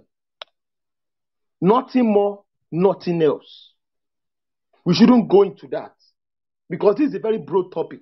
That's why. Because we are trying to fight a narrative that some people are preaching in our land. And this is why I want some people. You're trying to say we just need to, the current Yoruba Muslims are giving you problem. What about some Yoruba Christians that I didn't say that. I didn't. I'm not talking about you. I'm talking about you. Please, can you calm down? I'm talking about you. So, Mr. Busuyi, I'm going to give you the time to talk again. This time, 2 minutes. You don't need to talk about any person's religion. Saying you cannot bow down in front of any Orisha, to me, is insulting. And mind you, I'm saying it to the whole world.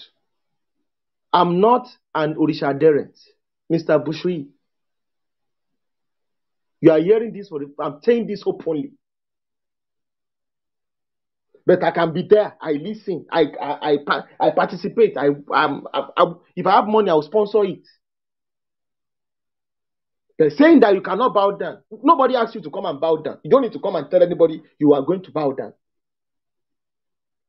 We have to be able to practice religious tolerance. We must be able.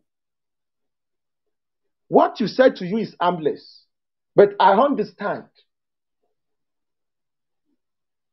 The reason why we are having this topic is to enshrine religious tolerance in Yorubaland. That's it. That is the major end goal, not religious supremacy of one religion or the other. You cannot Christianize Yorubaland, you cannot Islamize Yorubaland, and you cannot Isesianize Yorubaland, if there's any word like that.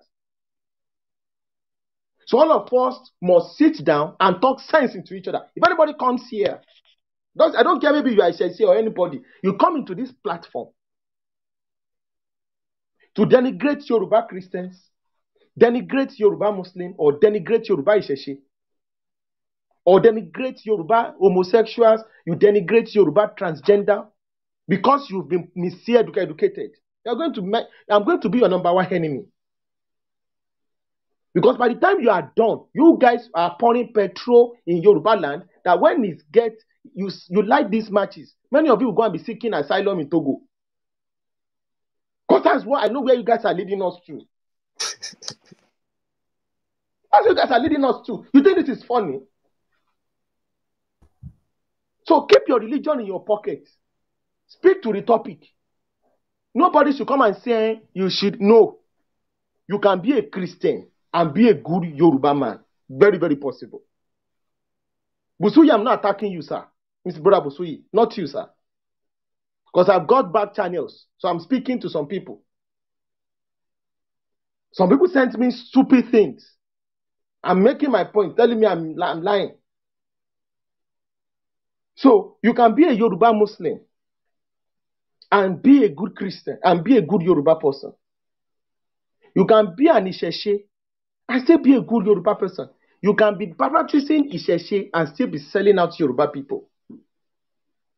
You can be a Yoruba Christian and be destroying Yoruba land. We know them. And you can be a Yoruba Muslim and be the number one enemy of the Yoruba Muslims. And be the number one enemy of the Yoruba people. So it goes sideways. And we need to learn from the Jews. The Jews were doing what we are doing for 2,000 years. They were being massacred left and right. They were being massacred left and right. Until they understand that what it takes to be a Jew is bigger than the religion. It is in the core ideology, in their Jewishness, in their moral fabric. And everybody, the religion is personal. Don't come and tell me I must practice Iseshe before I can be called a Yoruba, hardcore Yoruba. Why should I? Or you must place the sign of cross of Jesus on my head before you think I'm a Yoruba man. Why dare you? You cannot do that. And you think you must put a bill on my neck before I can be a Yoruba person. That means you are insane. Everybody must do what they like. That is the essence of the Yoruba people. So when we make our submission, we must be very careful not to offend our fellow Yoruba person. Be very careful what you say. Now, let me just speak. No, don't speak. Don't offend your brother. Be careful. Our fathers were better at it than us. And it's still the level. Many of us are towing the line of extremism.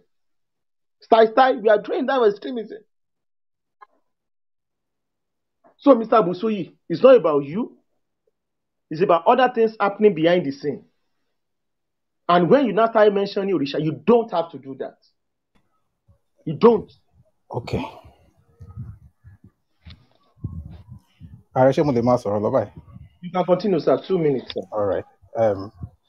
Yoruba ni wọ́n bẹ́lẹ̀ dẹ́ pẹ̀dẹ́.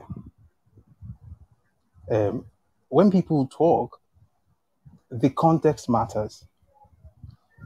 So before I said what I said, which I actually continued, but for some reason, okay, so what I said was the Yoruba spirituality allows for multiplicity of gods, whether it's good or bad, and that everybody can be in the same place. Then I said, I'm not going to bow down to Orisha. However, I understand what Ifa represents, and I understand the core values that every Yoruba person has to live by. If you take the first line out of context, then it looks like I'm coming for.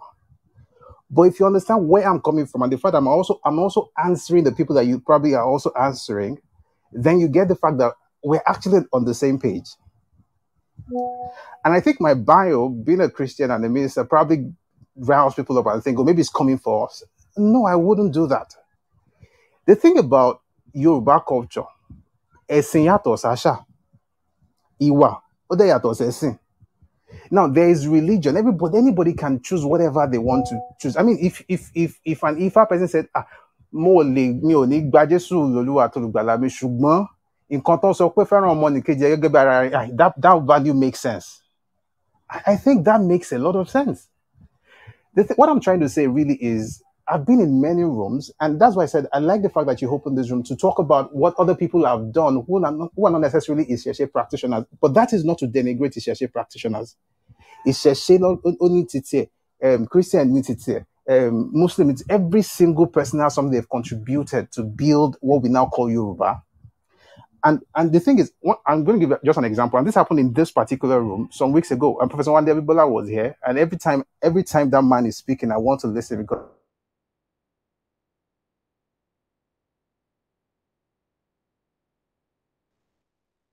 Busuyi, we can't hear you again. Or am I the only one? of the things that they needed. No, I can't hear him too. Sir, We can you hear lost me now? Busi. Oh, okay, Yeah, we can hear okay. you. No, sorry, it must be my network. Okay, I was saying that, some weeks ago in this same room, Professor Wande Abibola was here to talk, and every time I have an opportunity to listen to him, I always want to listen to him because he was the vice chancellor of the school I went to. And he said how when we were building the IFA Center in Oyo, it was the area Muslimi of Yorubaland, Alhaji Arishokola, that gave a millionaire to help build that stuff. What I am actually saying is the same thing that Are was saying. And the point is, Tobati Konro Yoruba, we are trying to build a team. And this is what I would say to you, Are. And I say, and I'm not saying this against you, I'm saying it for your information. I don't think everybody who opens room to talk about Yoruba is actually trying to build anything. I think some people just want to show what they know. Because if you're trying to build, a man warrior corner ni akin water quarter. Tabade warrior corner, igba mi, idile ma yera, ṣùgbọ́n eventually if we listen to one another, we'll get to understand where this person is coming from. And I'm sorry for code mixings because other people probably don't understand Yoruba. You understand where this other person is coming from. And at the end of the day, what I'm saying is this. Religious tolerance is one of the beautiful things about Yorubaland. I have been to certain places, and people don't even come up to talk about Isheshe. I've been to certain places, thought Isheshe. Yes, I probably would not go all the way because of my faith, but there are certain things that you still have to do because you're in that space. And if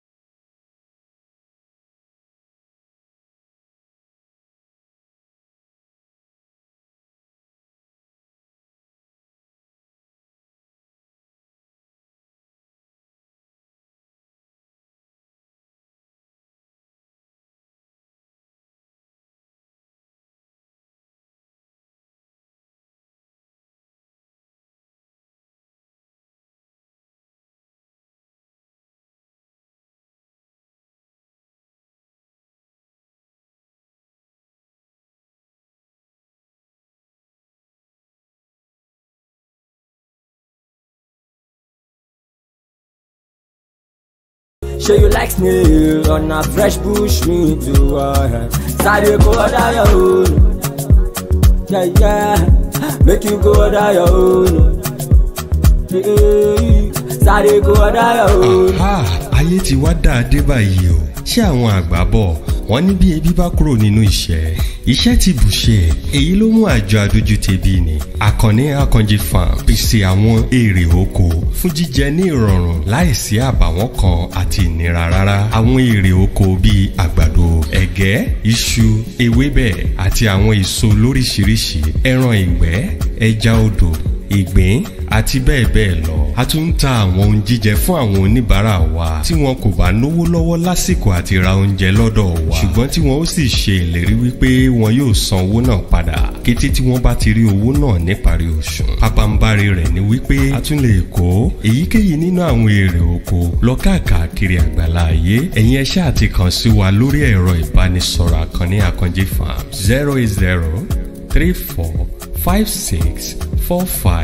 08034564577 àti